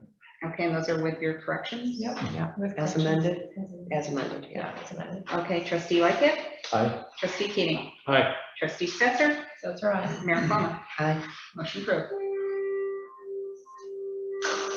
The Vikings are here. Okay. Okay, April 27th, please. I'll make a motion to approve as amended. Second. Okay, trustee Lightgev. Aye. Trustee Keating, Hi, trustee Stetser, That's right. Mayor Plummer. All right. Motion passes. Can't break my habit of saying my name first. Sure. Well, you know, It's a that's name where you alone. lined up on the Zoom. Yeah. That's really how I called you. Okay, May 11th. I'll make a motion to approve as amended. Second. Okay, trustee Lightgev, Aye. trustee Keating, hi. Mayor. Trustee Stetser. Aye. Mayor Plummer. Plummer, aye. Motion passes. We're getting there. Thank you. We Okay. appreciate your assistance on that. All right. Let's see where we are. Oh, now municipal application. Yes. QR codes for historic Pittsburgh. So you can tap me on the shoulder afterwards. Thank you for waiting so patiently. Sorry. for- How are you? Good. As you remember, for those who were around here last year, this was approved. These are the codes. They are still laminated and still fairly durable. We wanted to put them up this summer. We'd done them last fall, got good traction. It was something that people thought were kind of interesting. There are 10 right now. A lot of them go on the bushes on the side, you know, on the bushes between the street and the canal path. So that shouldn't be a problem with the eroding other side. So these are all going on the canal path? Yeah, so they go along the canal path, Okay. along Shane Place. Mhm. We've got 10 of them. 2 of them are on zip ties at the 2 pavilions. And then they're just the links to little blurbs about some of the history about the area as a public service to, you know, the people who are down there and hanging out outside and learning a little bit more about the village. Do we have any issues with the zip ties from last year or the way they were put up? No, They were no. stable and held. Yep, they held. There wasn't Yeah. any, there didn't seem to be any problems. We were careful putting them up in places where people wouldn't trip over, you know, the ones that had the stakes, you know, and so, you know, we got really good comments and we've been asked a lot of questions of when are they going up again? Oh, it's a great idea. So- It is so cool. And we're hoping to add a Yeah. couple more if we can get to it this summer or at least into the fall, you know, kind of to expand on that. And they're, you know, we can put them up and take them down. We can think of something more permanent down the road, but it's been fun to work on and it's easily social distanced. So, Yeah. so we're trying to find some new ways to engage with the public. And, you know, make the history part of, you know. Yeah, it's great. It's another way to tell the story. Can I see it, please? Yeah. Thanks. Want to scan it? Oh, good. No, I was hoping there was a historic Pittsburgh logo on in there. and it's, Oh, yeah, yeah, what do you- Okay, I'll do that. Wonderful. I have an item. One, two, You can three, raise your four. hand out of that. Oh. Are there any other questions, any thoughts? I think it's a great idea. Is there a motion? You're gonna have to wait the 45-day notices. Oh, that's right, we Yes. will, yes. And the because- other, there was Thank you for that. an issue or question about the insurance, given that it's not exactly an event. Right. I think that was waived last time. I don't Yes, think we Yeah, have you to don't do they that. waived it because Right. it's, Right. It's just a, It's Right, it's display. on your Yeah. kind of thing. Right. it's a display. Let's do Yeah, it, I don't when you were there. think there's been any Right. zip tie accidents. Wait, okay, so, Flying off the tree and taking somebody's eye out or whatever. So we waived it last year and didn't run Yes, into we any did. problems. Okay. Yeah. So I'll make a motion to approve the, I already oh, closed my here we agenda. are, non-municipal application. Non-municipal application for the QR codes from Historic Pittsburgh, waiving do they need to be 2 separate motions to waive it? No. 45 day, okay, waiving the 45-day period and waiving the requirement for insurance. The insurance. Is there a I'll second? second that motion.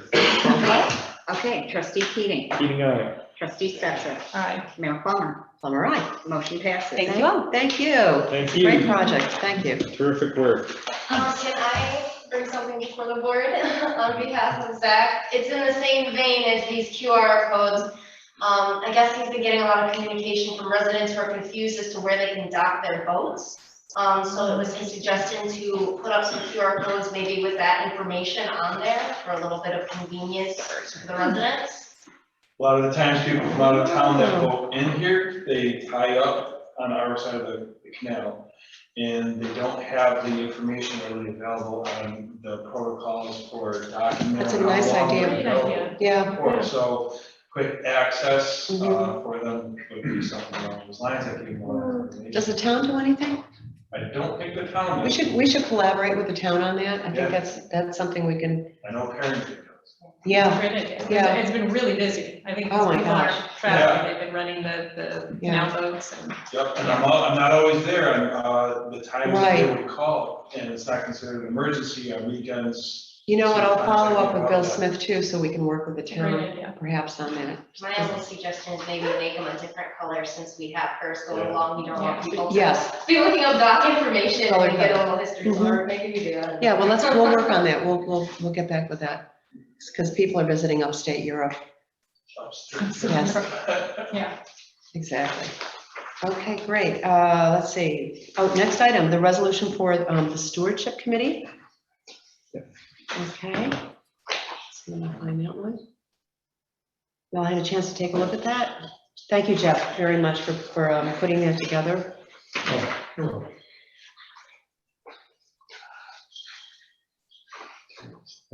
Can you find it? Just trying to find it. It's similar to like a steering committee, you know. It's probably a little more akin to a We need it in and have it here. complaint. Yeah, conflict, thank you. True complaint plan. Yeah, What plan? yeah, that one. Okay, is there a motion? I just Oh, had yeah, a question about it. So a couple of things. First of all, if we put together this stewardship committee, it seems that there are not any funds allocated to the committee. So I know that with the town side, they had landscape architects involved in the planning. So if this committee is being spun out to do planning and they come back and then we have to get a landscape architect, to actually put together a plan that we act on, I'm just wondering if that's the most efficient process to move this forward. It seems that the committee is also tasked with going out and soliciting public input, which is also something that this board could do through something like a public hearing. So I'm just wondering about the overall process and if this is something we want to do through a separate committee, or if we want to hold a public hearing and then possibly decide on a committee to form plans or to make a landscape architect. I think it's far more transparent, actually, to have the initiative with bringing in members of our community to help us put this project together, just as we do with a comp plan. I think, you immediately bring in a range of voices and a range of people with different resources and backgrounds. As we all know, there was nothing budgeted for this, but I think this is at least a starting point. So even if we don't have all the funding right away, we certainly can move forward on certain aspects of planning and starting to put pieces together. And I think also, if you look at the resolution, some of the entities that were identified for this committee to work with are all self-funded entities. And so their mission with these specific entities is to work with the citizenry and with public outreach at no cost or very minimal expense for us. So I think we need a starting point, and I think this is a solid footing for our community to do this, as we move forward. I agree. The only change that I would like to discuss is it says that it essentially says all 7 have to be village residents. I would say at least 6, because there sometimes is a good case to have somebody who's a Somebody real has resources, expert. that's a good point, because we do that even on other boards as well. Yeah, I think that's a good So point. at least 6 or at least 5. What do you guys think? At least 5. At least 5? Yeah, I think that way, we have the option of people that bring in, certain types of Yeah, experience. like Maria That's a Hewitt good is point. on the whatever committee, Mhm, and she's sure. a resident, and Sure, Would the positions be openly advertised? yes, exactly. Yeah, we would do a post, you know, we do the whole thing, put it on our website, absolutely, just the way we did for the ethics boards in that instance, for example. Okay, so we would amend it then, we're saying, You would just say that Jeff. paragraph, that 5 of the members of the committee shall be village residents. At least. No, You could just say You 5. don't need to say at least. Okay. Don't need- You've yeah. established 5 as the number. Right, Okay, but if you don't put at least, then you're saying you've got to have 5 are village residents and 2 aren't. I thought that's what you were saying. No, you have the we have the option. option. That's why at least It should could be all 7 could come from the village, Got it? but, you know, we can also add up to 2 from us, from the town. Got it? Thanks. There, that, Yep. okay. So I'll make a motion to approve with The that amendment. amendment, the addition of at least 5 members shall be local residents of the village. Is there a second? Second. Okay, Trustee Lightgev, Aye. trustee Keating, Aye. trustee Stetser, Aye. Mayor Plummer. Plummer, aye. I'll send you a Word version. You can insert that and then record the votes and so on and so forth. Love it. Thank you. What was referral to PCD? See, Marina, I can send out Word versions. There's no information on For that. Dorothy? You know, this was actually more of a, just a That's my heads up. Okay. The next item, referral to PZB Arboretum. This was just on the heels of the stewardship committee, just as a discussion item, just that, you know, the PZBA is going to obviously be involved with seeker, with other aspects of how we're looking at that site, the LWRP, stormwater requirements, all of that. So it was just simply information to them that a stewardship committee, and you're the liaison, so maybe you can just inform them that this is where we're going with this and just let them know. You know, that it was nothing more than that, just sort of an add-on on that.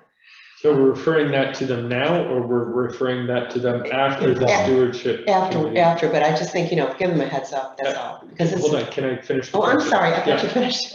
Are you referring to the Arboretum to the PZBA after the stewardship committee makes its recommendation?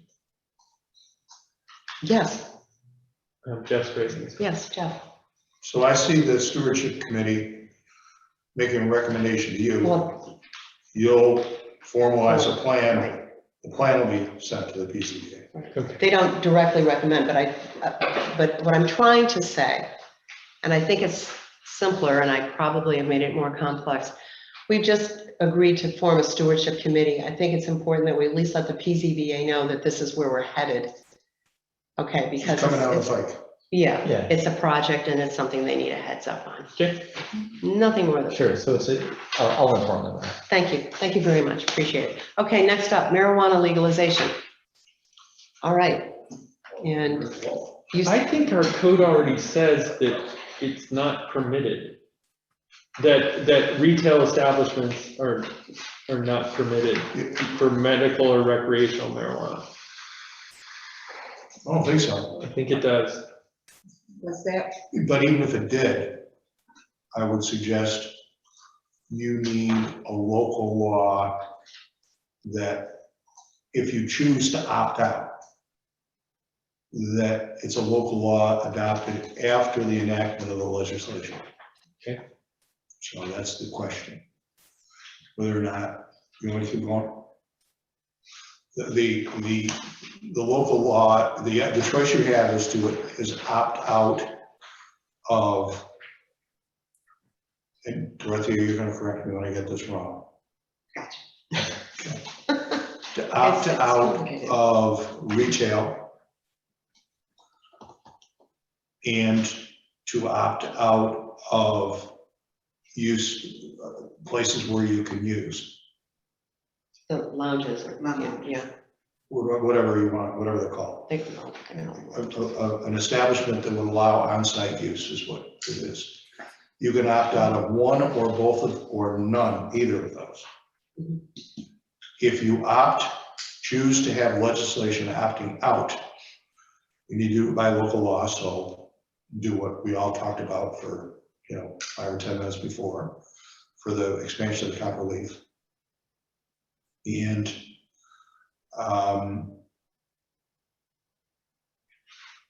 then the public has a right to have a permissive referendum, which means they have 30 days to file a petition requesting that there be a referendum on whether or not that local law opting out should go into effect. Or the board, to expedite the process, can, on its own motion, when it adopts the local law, move that to referendum. Can we pause for a minute? I'm Yeah. not sure why we're immediately talking about opting out. No, I'm not. No, I did not, I said, you have the choice. Okay. Of opting out of retail, on-site use, neither, or one or the other. I mean, you can opt out of the retail and not opt out of an establishment where you could go and use the product. Or you could opt out of both, or you could opt out of neither. and actually, there's also another aspect to this. If we do nothing, we remain opted in. In other words, so that is an additional choice that, you know, as a municipality, you say, we're going to not do anything, and then we are automatically opted in. But once you are automatically opted in, I'll get with you in a minute, you can never opt out. At least right now, under New York state law, you know. And- Yeah, okay. And if you opt out, you can always opt in whenever you want. Right. So I think what a lot of municipalities are doing is opting out to figure out what it is they want to do. To give them the time, because it's only December 31st. Yeah, there's a time frame on this. So we would have to, if you want to preserve the right to opt out, we would have to probably send that to public hearing at the August meeting. Yeah, it's a process for sure. Steve, you had a comment. Well, I was curious of which or both, either or opt you out of any tax revenue from it, because I know there was a caveat. I have no idea. I don't know the There's answer. there's a caveat in that you will not gain any tax revenue from New York State. Yeah, Brooklyn, you were saying. Steve's correct. If you opt out, you do not receive any tax revenue at all. Right. But that revenue is so far away because.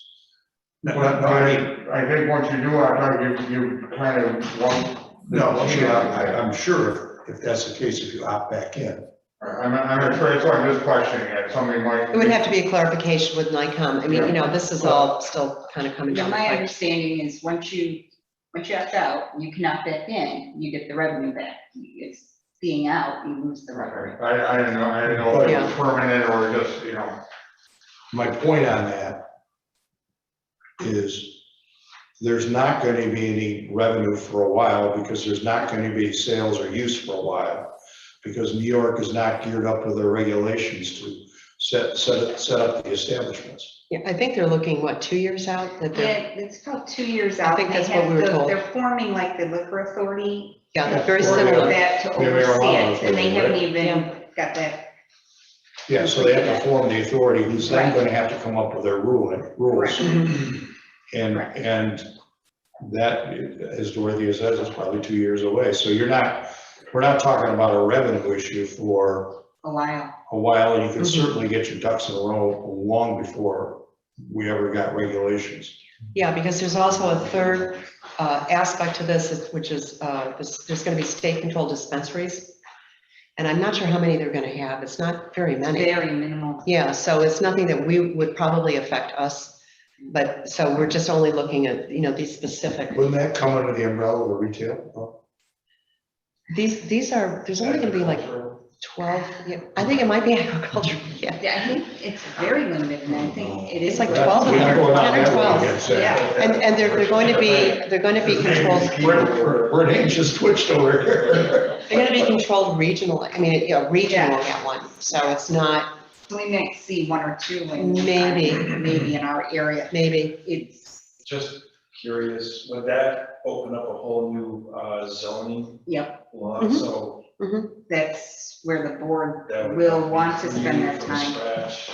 kind of thing. Well, you know, in other words, is it something like a tavern overlay type of thing that we would look at? You know, something like that, marijuana cannabis overlay? What if we you know. sell food at the same time? Pardon me? I'm gonna open up a snack store. Next door.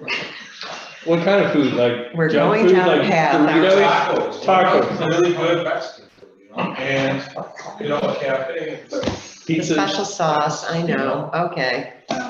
The jokes are endless here. That wasn't meant as a joke I know. necessarily, No. but, you know, it's. We would have It's a to. zone- It's a zoning. It is totally a zoning matter, It is. absolutely.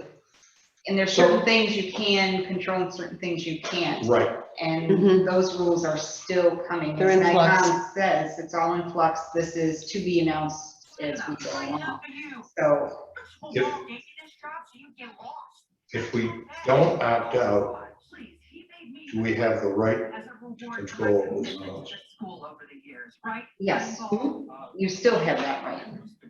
Okay, You still have that right. There's certain That's things you the answer. can't control. You can't control home growth. Yeah, as personal use, I think it's Yeah, the you personal cannot use touch any of component that, certain things is like that. not something we can control. I But mean, you- there's guidelines in the law, like you can, what was it, you can grow 6 plants or something, or I don't know how that works, but. I think the best strategy is to opt out. It's not a preference, I just opt out, get your zoning lined up where you want to do it and how you want to do it. And then if you want to opt in, then you opt in then. Mhm. If we've got time, Yeah. Yeah, you're saying it's it could be 2 years before New York State even gets there, whatever the authority is gonna be. right, but you know, I'm always careful. I always like to. Yeah, but it does send a public message. December. You what did you say, automatically, if you don't do anything? You are automatically opted in, like right now, everybody's opted in unless they have passed legislation to opt out. And you can only do that until December 31st. Okay. Right, so there's a window. for I would us. rather have the conversations before opting out. Yeah, it happens very quickly. Yes, Yeah. understood. So I'm going to tell you what my suggestion then is. You should, let me stop for a second. My thought about opting out is I would like to have the zoning in place before you opt in. Understood. Okay, so that's my point. That was the only point I'm making.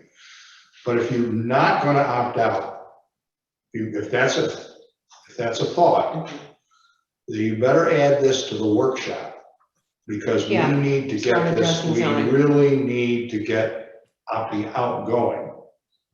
And I don't think opting out has any long-term statement about this board's intention. But it seems to me that you'd want a holding place to get your zoning.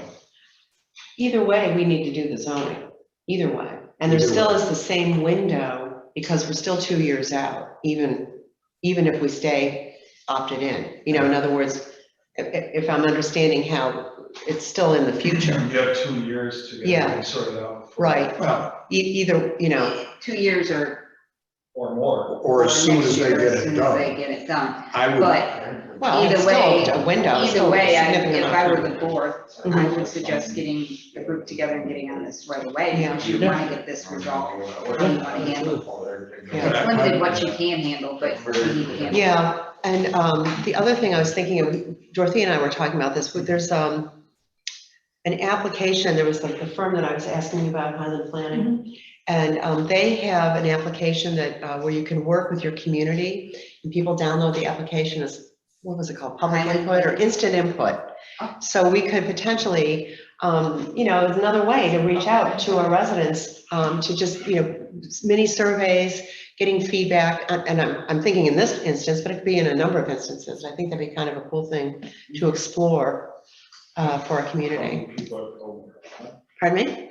Or marijuana, like in the village, is that? Well, you know, you could survey them. Yeah. Yeah, and just find out what, you know, do people want this as a revenue stream? Do they want to have access? Yeah. You know, all of that, yeah.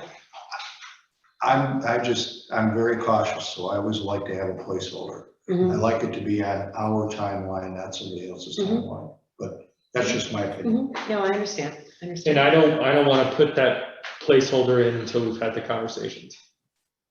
So we need to I schedule think this. Because it does send a message. Can we add it to the agenda for August, for our August meeting? No, August 10th, I For a think, discussion. I think you should, if you want to have this conversation, you need to do it at the workshop. Yeah, But if we're seeking public input, and it sounds like there's a desire to find out what the public wants, we've heard that if we don't put it at a regular meeting, it might. I think what she was suggesting, we have a workshop that's scheduled for August 2nd. Oh, I wasn't thinking that, I was thinking our regular meeting, Oh. August 10th. I know, that's Putting what- it on. we already Oh, I have thought she said workshop. Yeah, it could be on the 2nd. Well, you were looking at that workshop then, you could Yeah. tie it in. I don't think if you wait until August 15th to get the input, you're going to get this thing done.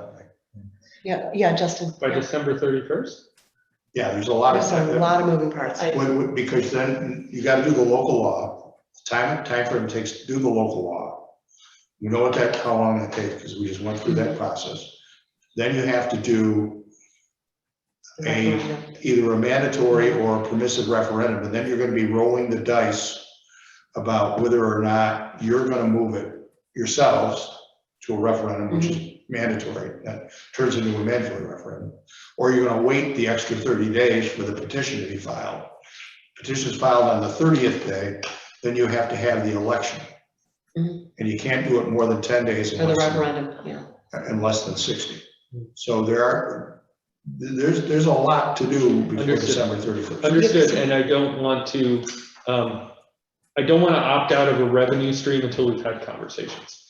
Yeah, respectfully, opting out doesn't mean you're opting out of a revenue stream. It may, we haven't done our homework.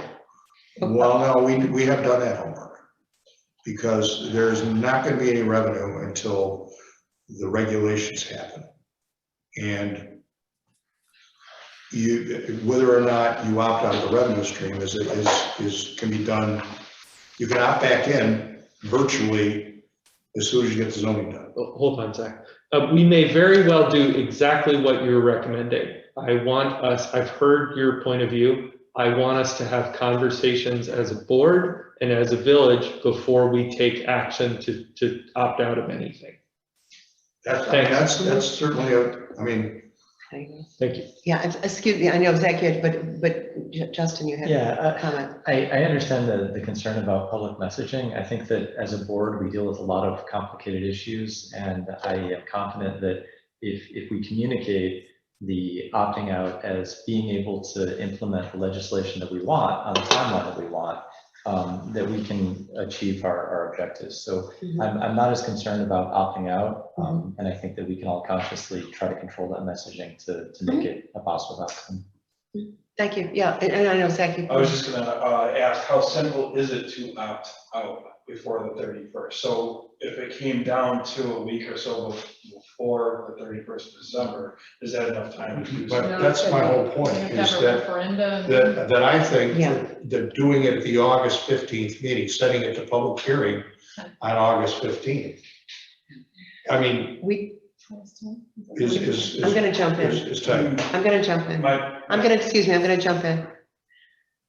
We went through the whole time frame earlier today, and even following this whole course, we came up with the referendum would end up roughly, the second week of December, because of the length of the process. We have to contact the Board of Elections and work with them to set the date, and I'm not sure the total process with them, and I'm waiting on a call back on Thursday on that. So I'll have that information for the board, but there's yeah, it's just timing. It's with the public hearing timing, Yeah. it's the whole. And the noticing and referendum, waiting yeah. on the public. And that's 5 months from now. Yeah, So you because- have 5 months to 5 have that months. conversation before you decide whether or not you're. No, because you gotta go through the local law process, so you really, even best, you're still looking, you're gonna wanna have this public hearing in So- September. Great. Probably need minimum like 90 days, a minimum to get that through. From soup to nuts, it's August 15th, to be safe. Yeah, it absolutely is, because we went through the timeline, and also, don't forget, we're putting together a referendum. That's a whole other, an extra piece. So, and also if there's the petition, then you have to have 20% of your residents sign the petition to meet the benchmark for going to a referendum. You know, there's more moving parts than like, oh, it's a It's local not just law. something where you can see Yeah, this. yeah. This is in addition. Process. Yeah. Yeah. What's the election cost us? We are It's already looking at budgeted. We're looking at that. We're looking at that. You would have to pay, I assume, for the cost of the machines, you're gonna have to pay for at least The monitor, the people. the monitor, I'm gonna guess 4. So 1,000, 1,500? Yeah, probably roughly around that. We Plus thought. the ballots, plus whatever. So the only way to opt out is by referendum? It's gotta be, I mean, No, you don't have to do a referendum. No, you don't have to. The referendum only happens if someone files a petition, 20% of the electorate residents. files a petition. But Yeah. you have to wait that extra 30 days to decide whether or not they're filing a petition. Right. And it could happen on the 30th day. Yeah, see, So- it really pushes it out. Jeff, going back, you said the other way is that we can change zoning, work on our zoning code in the 2-year period. You're thinking it's gonna be 2 years. If we don't opt out, if we decide not to opt out and don't do anything, we'd have 2 years roughly to figure out our zoning and how we would want to integrate this. That's everybody's best guess. Okay, so maybe it's a year, yeah, so that's the other option, those are the 2 options we have. Either way, Even if we think it's we the would- same window, whether you opt in or opt out for the timeframe we have for zoning, to do our zoning. Right, You know, just so, but just to if we're clarify. saying that you We're looking can, at the exact same window. you can craft your zoning so that it also reflects what the community wants to see in how we handle these dispensaries. Well, then there's no isn't- dispensaries, we're not getting them. I just meant the. Yeah, like the Yes, retail Yes, and yes, the the lounges, retail, yes. not the Mhm, dispensary, I okay. didn't mean that, okay. But those are our 2 options, we have to work on the zoning code no matter what, to figure out how this works in with the village's vision. Because this wasn't around when we did our comprehensive plan or our zoning plan, and it's very important to get public input before we do anything. Yeah. So the danger, if we don't opt out, is that things could get moving before our zoning code is ready. That's the danger, right? That's the risk we take. Things can get moving in Yes. the state.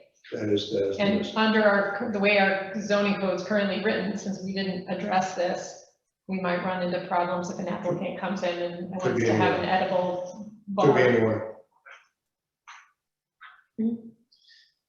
Yeah, just to clarify, so the referendum doesn't occur unless 20% of the voters in the village file a petition objecting to us opting out, right? So if we message this as saying, we really just want time to make this zoning in a thoughtful way, how many people are, to me, I think it's very unlikely that 20% of the electorate is going to protest that. Okay, and counterpoint, that would get heard as, the village is against weed. I'm gonna sign this thing for, I know it's not right, but that's what you would be facing. And getting, and 20% of the electorate is only 200-300 votes. So, I think it's very possible. I hear what you're saying, and I think it's possible that there would be, and then we get a black eye in public view. I don't have that with me. What is it, 900? Yeah, it's less than 1,000. Yes, like registered 900. voters. Yeah. We get about 400 that show up on election day. Right, which is amazing. So getting 200 Yeah. people to yeah. sign something saying, we want the village to have weed, I don't think would be too hard for somebody to do. Okay, can I suggest to the board so we can move this? Yes, along? please. You have a scheduled workshop. You could designate some time to look at what you're looking at, do a little more research and bring it up then, and everybody Yeah. continue that discussion. And that workshop is scheduled prior to that meeting. That would give you time enough if you want to address the text. There's model, they've got that. They got, you have the They model. provided a model ordinance. Yeah. So it won't be that Yeah. heavy. Yeah, lifting. great. And that'll attract people, that's for sure. And as we said, we'll allow the public's input then. and It's gonna be a also- lot of people, because there's gonna be a lot of people on the expansion of Capitol Leaf. Yeah, it'll be, need Great. a location. When you do that at the church. Yeah, I was thinking we need a location. Yep, we want to look into Can't do it in that. the church, cannot do it. No, they're not, the churches won't open. Yeah, that's part of the issue we ran in with 75 Monroe, the church and school, due to the COVID, they're limiting the groups, and they're limiting to their own groups. It's gonna be the library or Del Monte. It's about it right Or now. outside at the pavilion? Mm, You got a big enough one? no. No. We'll figure that out. Let's We're move on. working on it. Okay. We're so- working on it. So it's going to be added onto the workshop. Scott Harder is on his way. Okay. Oh, he is. Okay. Yes, but we You have wanna had do member items? rainy. Yeah, why don't we do member items?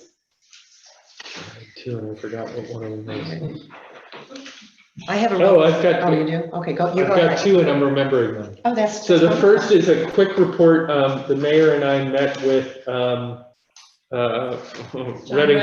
Reddington, who gave us a tour of what they've done down in Fairport in terms of a public works project that they got grant for and they issued a bond for, and it helped them revitalize some unused portions of the canal. They did a beautiful job with it. If anybody else would like to get a tour of what they did, they have a handicapped kayak launch. They've got a boat launch. They've got a regular kayak launch. They've got a handicapped kayak launch. What used to be an ugly path through the woods is now beautifully landscaped, constructed. There's wonderful historical markers along the way so you can walk along and learn. They've created a pedestrian-only and bike-only path through what used to be an alley. So they've really done some of the kinds of things that we love around here. And if somebody would like to go take a look at it, that can be arranged. That's Yeah, basically what they did that a nice was. job. They did a really nice job. And then the second thing was to follow up on the 75 Monroe meeting with Krista Marzo and just talk about who's doing what when. So we're trying to get a meeting scheduled, right? And we're trying to get a location for the meeting more than anything. What are we doing with the documents that Chris has given us? Is there anything that we need to do with the other boards? Is there anything that we need to do as our own board? I believe the other boards are independently having their discussions, you know, with Chris. Okay, is there anything we need to do with this board in relation to what he gave us? I'm not seeing that right now. I think, you know, the other boards. Hold over here. No, but I'm just saying, I think the other boards, you know, they're you know, looking for certain information, additional information from him. So other to move than the forward. public meeting, there's no ball in our court. That's it? No, there is not. All right, thanks. And there were questions I know on Facebook from people about whether they could view the plans that were presented, or the, you know, the rough, they're not plans, but they're drawings, The whatever. meeting recording is up. Okay. We can provide, you know, copies of that PDF. Yeah. I won't be able to give them the digital, but I can give them a paper copy. Yeah, they can. Oh, right, no, Yeah. they were wondering if They did. digital copy. Why couldn't we give them the PDF? So we There have the was- PowerPoint, you just save a PowerPoint as a PDF. Understand, there was concerns and it was requested by the gentleman that we don't release the PDF because the prints could be digitally lifted and they're protected or something. So he asked that we just give a paper copy. Okay, the That came from second, Chris Demarzo. the second Yeah. thing that's a challenge is there isn't a recording up, right? Yes, It there was is a damaged? recording. I thought it was damaged. Nope, there was a little misunderstanding. I haven't had a chance to talk to Marina. There was two Okay. recordings. One was a 12-second blur, and that's when I started the meeting, closed it Oh, because we okay. weren't ready to go. Then I started it up, and the full It's meeting all recording recorded. is Oh, up on the great. website. And it's up, it's been up. Yeah, it went up It's last there, no, it's week. there. That's good news. So everybody can see the actual presentation. Yeah, the presentation. You can see everything's all up of it. there. Okay, thank you. Yep. Then that probably solves everything. Yeah. They can just watch it on screen. Yeah. So we will meet foil with giving the paper copies, and they can Okay. absolutely watch the Thank you. meeting. Thank Yep, Awesome. yep. Did you have? I did. We met with NISDOT today, and they met for a striping meeting. And there are a couple areas that we need to get some consultation from SRF on. And we checked with Mary, that we budgeted 7,800 and we've spent 950 of that. So at our next meeting, hopefully I'll have a estimate from SRF to look at these 3 little spots that we want their consultation on, and we have to get back to DOT. And so I'll have more at our next meeting, but can you guys think of anything else from that meeting today that we needed to run by the board? Just the meeting we were at the town, I'm not sure if you mentioned it, for the connection of the crosswalk by Gaston Place. Oh, with the asphalt trail. Yeah. Yeah, I think we'll have, we'll probably share what DOT gave us and have it in the next meeting packet, since there wasn't time to put it there, and then we can discuss it then. But so then we'll highlight some things without going through the whole 3-hour presentation that we went through. Yeah. Yep. That's it. That's Yep. it. Yep. Okay. Yep. Justin? No, Okay. I just have a quick one. And you were all sent the material that came in from the Canal Corporation about the public comment on the embankment, which is basically the clear cutting that was, what was that, 3 years ago now when they wanted to come through? Do you guys remember? I think Less than that. maybe it's less than that. Okay. Anyway, they're circling back. This is all part of seeker. And the public comment period evidently is quite a bit shorter than typically occurs. And it's also kind of in the middle of summer, people are on vacation. So I did speak with Bill Smith about it. And I think you may all recall that I believe it was Brighton, the attorneys from Brighton, from the town of Pittsford, and also from Fairport, sort of formed a coalition really to stop the clear cutting and have things done about sort of by the book. So all of the attorneys, again, are issuing a letter from each of the municipalities to request an extension of the comment period. So it matches what typically would be the length of a proper comment period for Canal Corp. I believe this one ends on August 5th. I think it's important that we also send a letter just to support the idea that we would want to have greater length of time for the public to be able to issue comments and respond.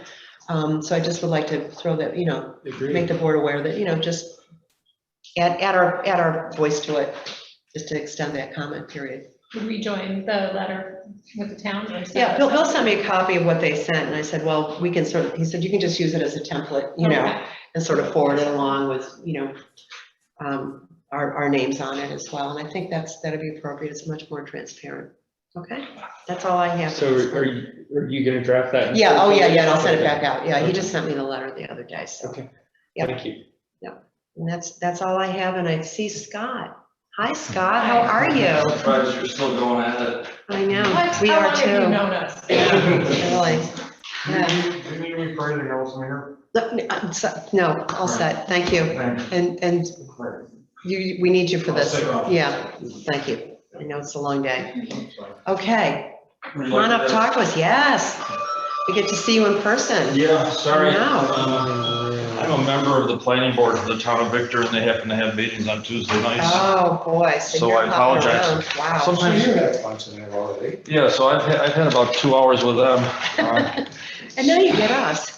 Yeah, so I apologize. Sometimes I'm out earlier and when we could do the Zoom thing, that was much easier, Yeah. but Yeah, well, thank you. not the case anymore, I so know, I know, so here I'm we are. happy to speak about anything you'd like to speak about. Well, why don't you come up too, Zach, because, you're all part of this, and, we just kind of need to talk through this. Because we had I went down with you to see 44, Rand, and there's some issues, Yeah. you know, so, Yeah, since the last time we had met there, those baskets have really started to let loose and wash a lot of that stone out. yeah, and just so for people watching, this is about Rand Creek and erosion, what's known as gabions. I love that word. And it's essentially rocks that are sort of sealed, I would say, in A basket. yeah, basket along the edges of the creek to essentially hold up the banks, the embankment. And these are now giving way and eroding. And there's some issues because, you know, it's a budding property and also our land too. So someone's private property and our land too. That's right, and since we did some gabion projects for you over the years, the DEC doesn't let us do gabion projects anymore because of these particular failures that they're seeing in creeks like Rand Creek. So in speaking with them about our options and trying to do something economical, which we think is a good thing to do if you can, they indicated through the representative that I contacted that there are a couple of techniques, one of which we're currently proposing is a heavy stone treatment on just one side of the bank. We analyzed the flows through the creek and saw the throttling of the creek at this culvert that goes under the private drive. In doing our analysis, which we'll submit to the DEC, we found that if we just graded this embankment back by just surface grading, once that tree is removed, that is the remaining portion of it, the stump and the associated roots, that this should be a much more stable area. It's a tricky area. This is a classic Village of Pittsford project, as I see it. Small but intricate. You know, like everything. You've got private utilities going through here. You've got public utilities going through here. You've got sewer, water, electric, gas, everything going through there. And we don't know exactly where everything is because we don't have perfect knowledge of everything underground. So this is also going to require some special care on the part of the contractor to slowly excavate and reveal the utilities after a stakeout. But we feel this is the best treatment and the best value for the construction dollar. And this would be, I know you had talked about pressure washing, where that tree stump is to expose the roots, and then sort of manually going in and kind of peeling back, you know, bit by bit was probably the most effective and the safest way to do it because that's where some of these utilities are. Yeah, there is there's a sewer main almost that goes through this area, an 8-inch diameter pipe that serves the residents up the hill. We learned in our review of another lot that was up for development, we learned that that sewer was never officially dedicated to the Village of Pittsford. Nonetheless, it's connected to the village's sanitary sewer system, and we suspect that it's very likely that the tree roots could be encircling that main. So if we simply yank the not a good outcome. Not a real good location when you've got a tributary right there that could serve as a conduit and. So is this the tree you were talking about? Or is that too small? I think that's a pine tree, isn't it? Yeah, where? That's, no, that's the tree. It was existing before we cut it down.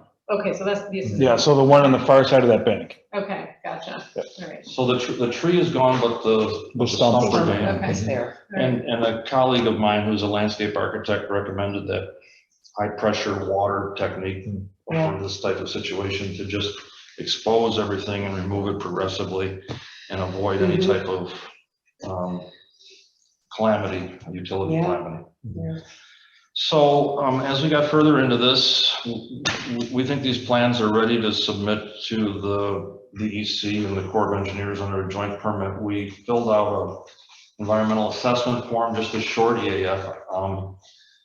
When we did it through the automated system, and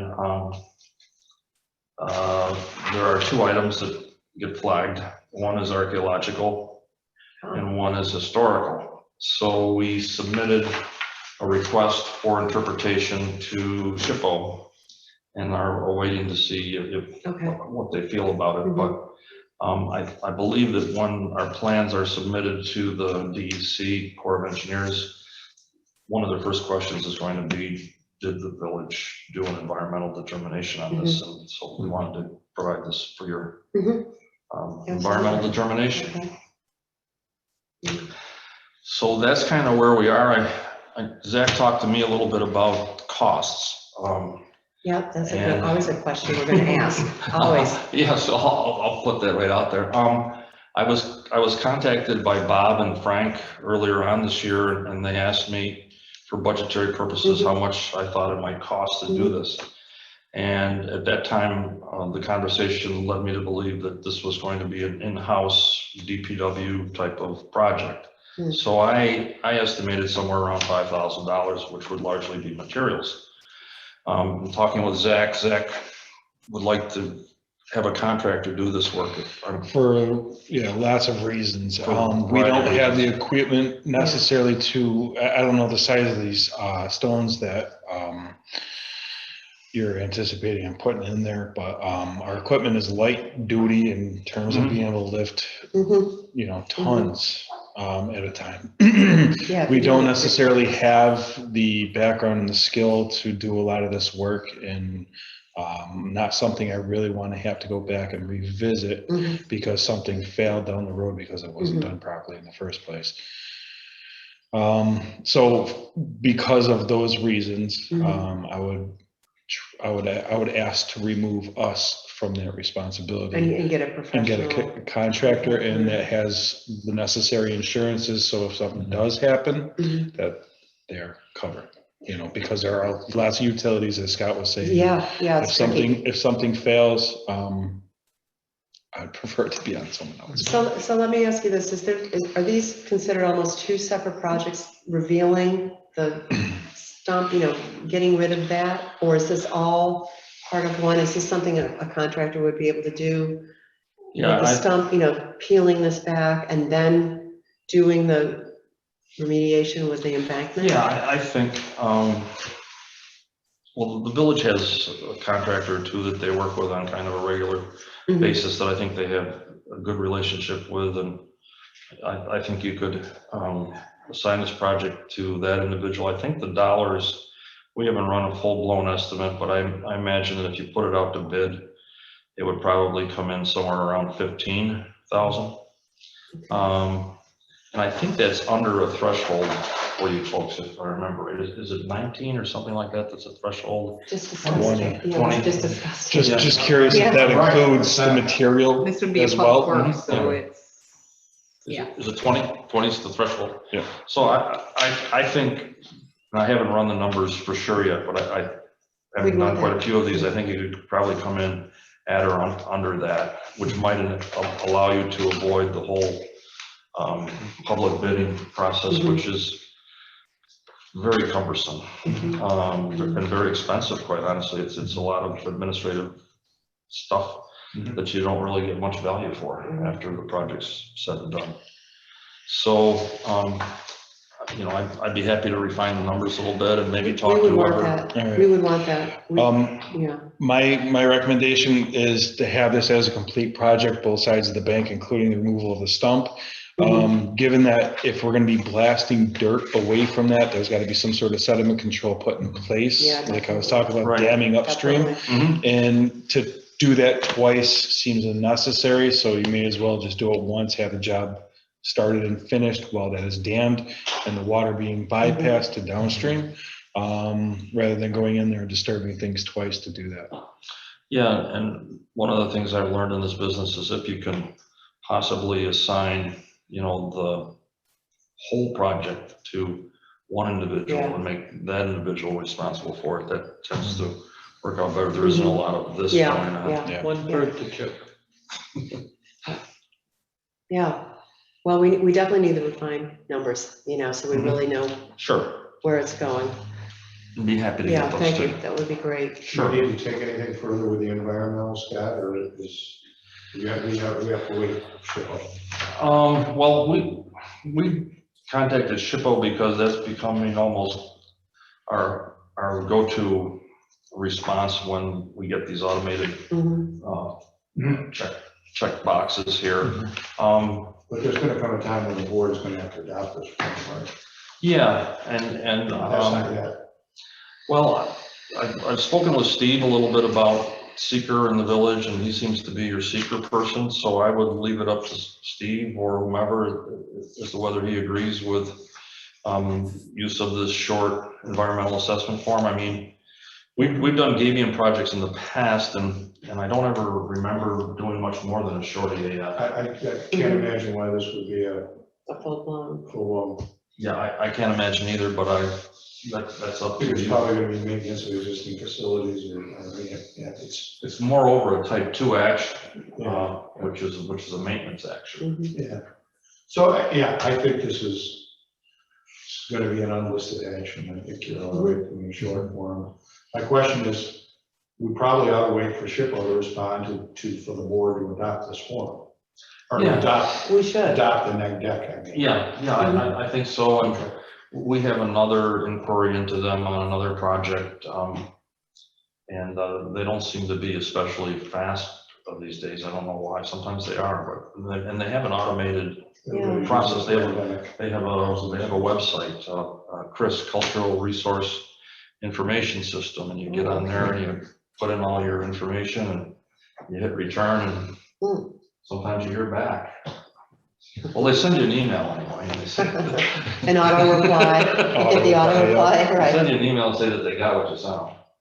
But, Do we have to do any easement work here? well, there is reputedly an easement on the existing Gabions there. I don't know that we've been able to locate it. It was, Bob indicated that it was there once upon a time, and that's what. What's the property address? 44 Rand. Yeah. You looked them up. I don't have anything. We don't have anything. But I could check the real property indices to see if there's any recording. So, in fact, I believe that part of that property is going to be Len Parker's That's right, property, right. which I think is 42 Rand. Yeah, it sort of Or comes, it it's might like be an 40. odd little point of his property line that comes down. I actually am in a meeting with him tomorrow. I can follow up with him. You're right. There is a sliver. There is Yeah. a sliver that It's might, gonna- right here where my, Right. right where my fingers are. So we got 44 Rand and 42. 42.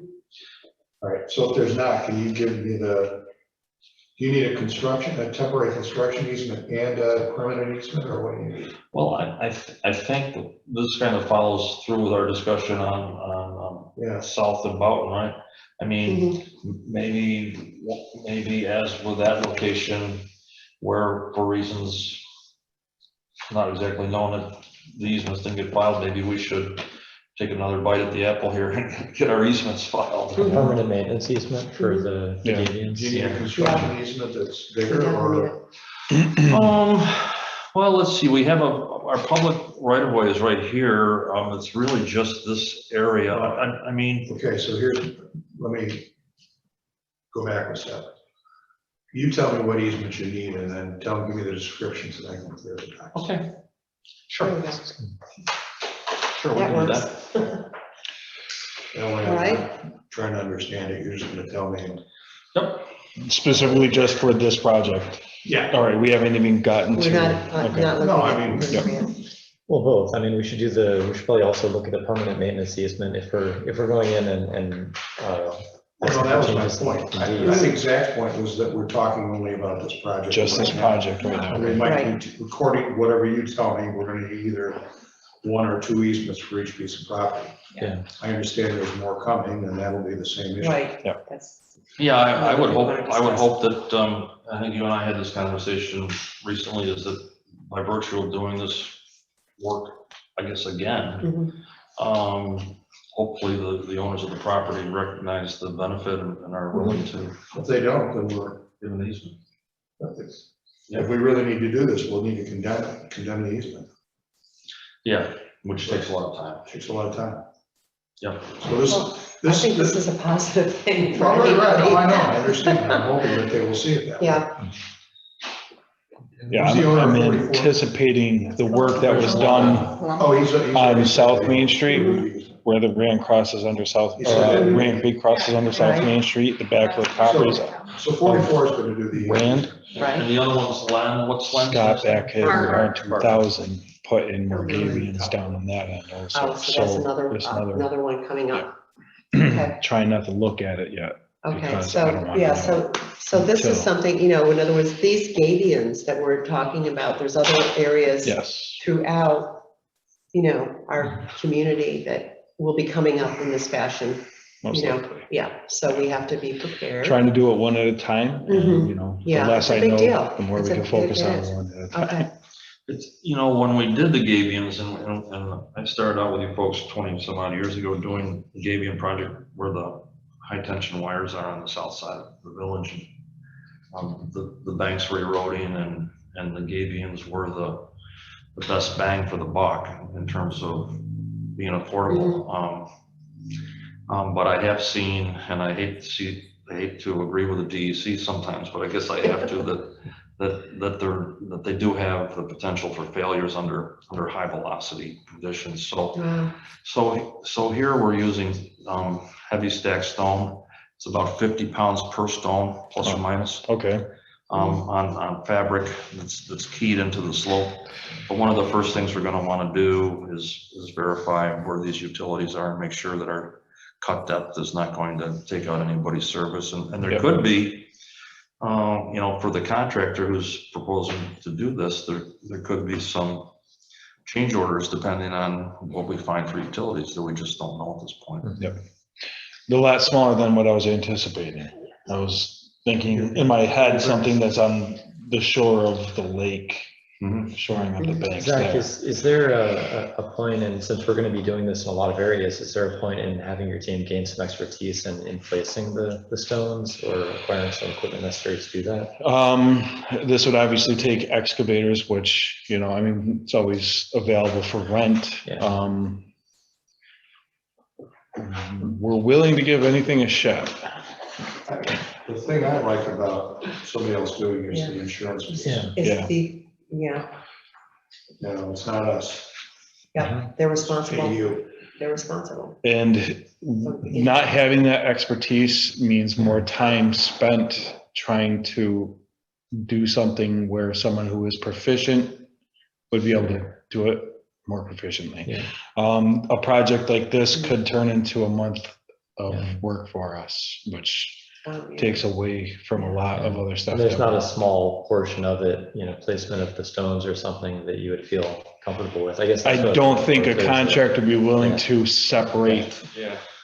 certain parts of the job, you know, so. And we also can it goes back practice. to, I think, I think Jeff, you mentioned, you know, if you get a contractor in from beginning to end, they're responsible for every single part of it from beginning to end, as Yeah. opposed to, well, you know, gee, I don't know, your DPW did that part, You get you that know? going on. Yeah, and so I think it's just a cleaner way to, Not, if this was a different area, yeah, not right next to a road with high profile utilities running underneath it, and a creek that is considered the main watershed running through the village.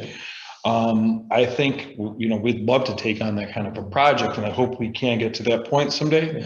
But I don't think this is the one for us to practice on. yeah, yeah, I appreciate your handling this, thank you. Okay, so, So I brought this map for you folks. Thank you. There's our EAF and here's. still waiting on SHPO with that, okay? Yeah, but I Okay. thought I would leave this with you anyway, just for Yeah. your So we see information. what's going on, okay. Yeah, this is not, this doesn't have anything to do with it. That was for me to scribble on. I needed to take some notes. What was the second one? It was, Houghton? Yeah, that was 33 Boughton. Boughton and South, Yeah. you have some Gabions that are acting up there and. Yes. Same situation, Yeah. pretty much. Not failing to where the stone is spilling out, the larger stone. The smaller aggregate has washed out of the baskets, Yeah. which is creating a void on the back side of the basket. and creating a depression in the yard. Specifically on the back side of the garage, which is pretty close. Oh, yeah, I know where that is, yeah. proximity. Yeah, So. That's where it's corner. happening? Yeah, that corner, it's. which part of it could be due to her not having gutters and downspouts that run the water away from that area. But regardless, it's still It's not washing stable. out. Yeah. So this is something that's probably gonna have to be addressed here fairly soon. Okay. And again, easement. I'm sure he might, to say. And we're back, it's the same set of factors. Right. And the key here is no work gets done until we get those easements signed. Because I'm convinced that's what happened last time. They went out to everybody, then the DPW did the work, didn't know we didn't have the easement signed in the door.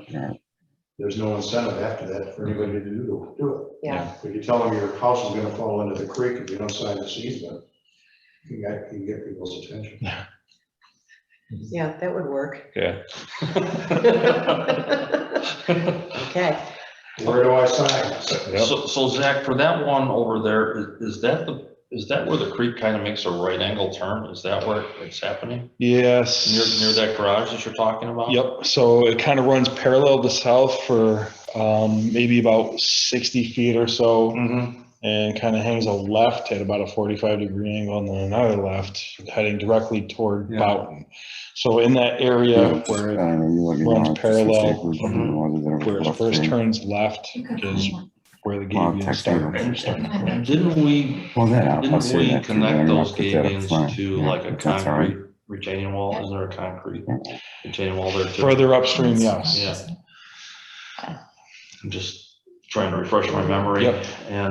And then actually where the culvert starts running underneath Boughton is also. Clemson had a good shot. I walked my man back. Yeah, that's a good shot. Yeah. So you're looking from Boughton here south? Yep. So is the area of concern like right in there? From there, moving up downstream. Yep. And then by the bridge too, there was erosion. So basically from the back corner of that garage up to where you see that rail. Yeah, you can walk by it and see it visually. Yeah. Okay. Well, I'd like to take a closer look at that one, but yeah, I think the recipe is kind of the same thing. No, that's why we wanted to bring it up and have you take a look. Okay. Easements. Jeff, what are you thinking? I was just watching somebody walk by and I was wondering, I don't know. I saw that too, someone with a dog. No, a dog? So walking around, a bag full of nails. No, I'm thinking that, yeah, I mean, you gotta do the same, got all the same Yeah, options. it's all the same. Same All the process. same. Okay. Okay, so, And this one has the added challenge of the resident concerned about the garage. Yes. And apparently she's approached the board about this in the past, and has not really made all that headway. So it's just something that she's trying to follow through with. And now there is a noticeable issue going on. So don't want to ignore it before something happens. But I wouldn't say it's as simple as this. it sounds Correct. Yeah, it's more intricate than this one, yes. It's not, you can't just put stone down to shore. Right. Yeah.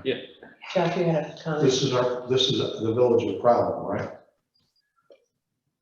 She claims the same thing that the residents of Rand do, that at a certain point in the past, it was done by the village and therefore we're responsible for it. I don't know if that's true or not. And this is village work that was done? Those Gabions were originally put in by our village. As far as I know. Yes, And they it's were. the Gabions that are failing that are causing the problem. Yes. Yes, here, and I guess there. Sounds like she's right. Yeah.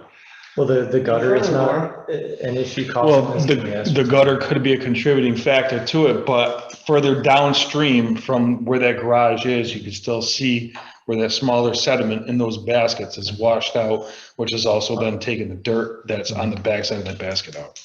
As part of this process, we ought to be able to ask and convince her to get their gutters Yeah. straight. I believe that was Yeah. something that Steve was looking into. I would Yeah, I think mean, we would obviously, want that to be part of the package, yep. absolutely. I don't know if, so that would be part of the easement It wouldn't be part of the easement, it would just be and enforcement, an agreement between her, she and us. because if they are ours and her property is causing damage to our, Tomorrow, and just. then there should be some responsibility on her Business end. call. Exactly right. Yeah. So it would be, I'm not just sure what that enforcement piece is, but let's work with Steve on that too. there's some kind He said, of. Yeah. "Oh, about tomorrow." I mean, she should be happy to cooperate with us.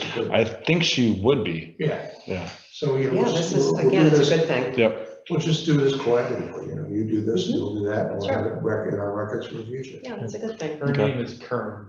Yep, Is that's it? correct. Yep, Okay. okay. So next steps on 33 is what? Establishing the easement. No, No, 33, Scott needs to he analyze. needs to and take a recommend. look at it first, right? Okay. Scott needs to analyze and recommend it. Of course, And then we get that game plan together, and then we do it speak with the exactly right. homeowner. Do with that. Right, When Scott gets to this point, I mean, I guess what you're doing is authorizing Scott to get to this point.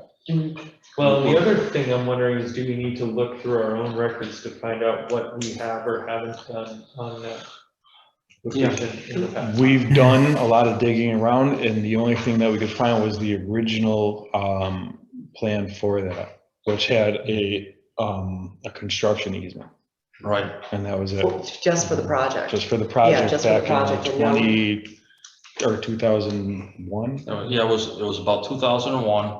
I actually have the original plans in my computer from that work, and actually, if you take a closer look at it, it does show the permanent easement, although it's not called out, but it was called out in the paperwork that we developed. So that one would be, we've got a lot of the base mapping already done by virtue of having done that project. So that could be a pretty quick turnaround to take care of that.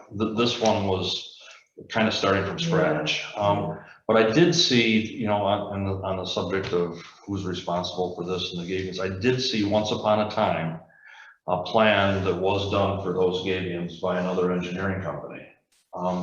And then I remember trying to find those plans to see if we had, the justification to do what we were doing. And then Larson. Then we had other contributing information that came in that pretty much sealed the deal in going forward as we're doing here. So another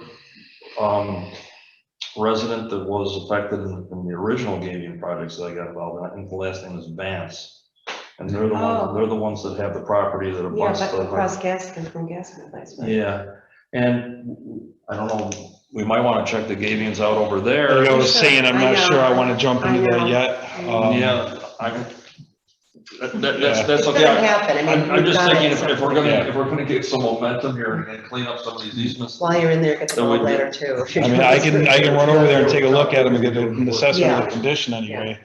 But I just don't want it to fall into a situation where now that we know that they're collapsing, we have 3 major projects on our hand at once. Okay, well, I'll leave it up to you. Yeah, at the point, whether or not it's our responsibility. Yeah, well, I'm just asking that I question. mean, I thought that was your Yeah. point, which At is both not, locations? No, at Rand, sorry, Con. Get that. It probably is, I don't well, know. I guess the question is, how else would those Gabions have gotten there? We did the work. No, I mean, Well, I don't know, that was a question. Oh, I see, you're just, yeah, gotcha. Could anybody else have put those Gabions there? For this project? No. No, for 33,000. No, I know that our contractor was Ramsey Contractors that put those. In the village. And the village paid them to do it. So I think here we that's the are. answer. Very good. Yeah. We are responsible. Yep. Real quick on the public works contract, 10 to 34,000 requires 3 quotes. 3 quotes? 3 quotes, not bids though. Right. Quotes, not bids. 10 to 34, you said? Mhm. written proposal for, wait a minute, let me read. 3 written fax quotations or written request for proposals approval by the village board of trustees. Okay, I appreciate knowing that.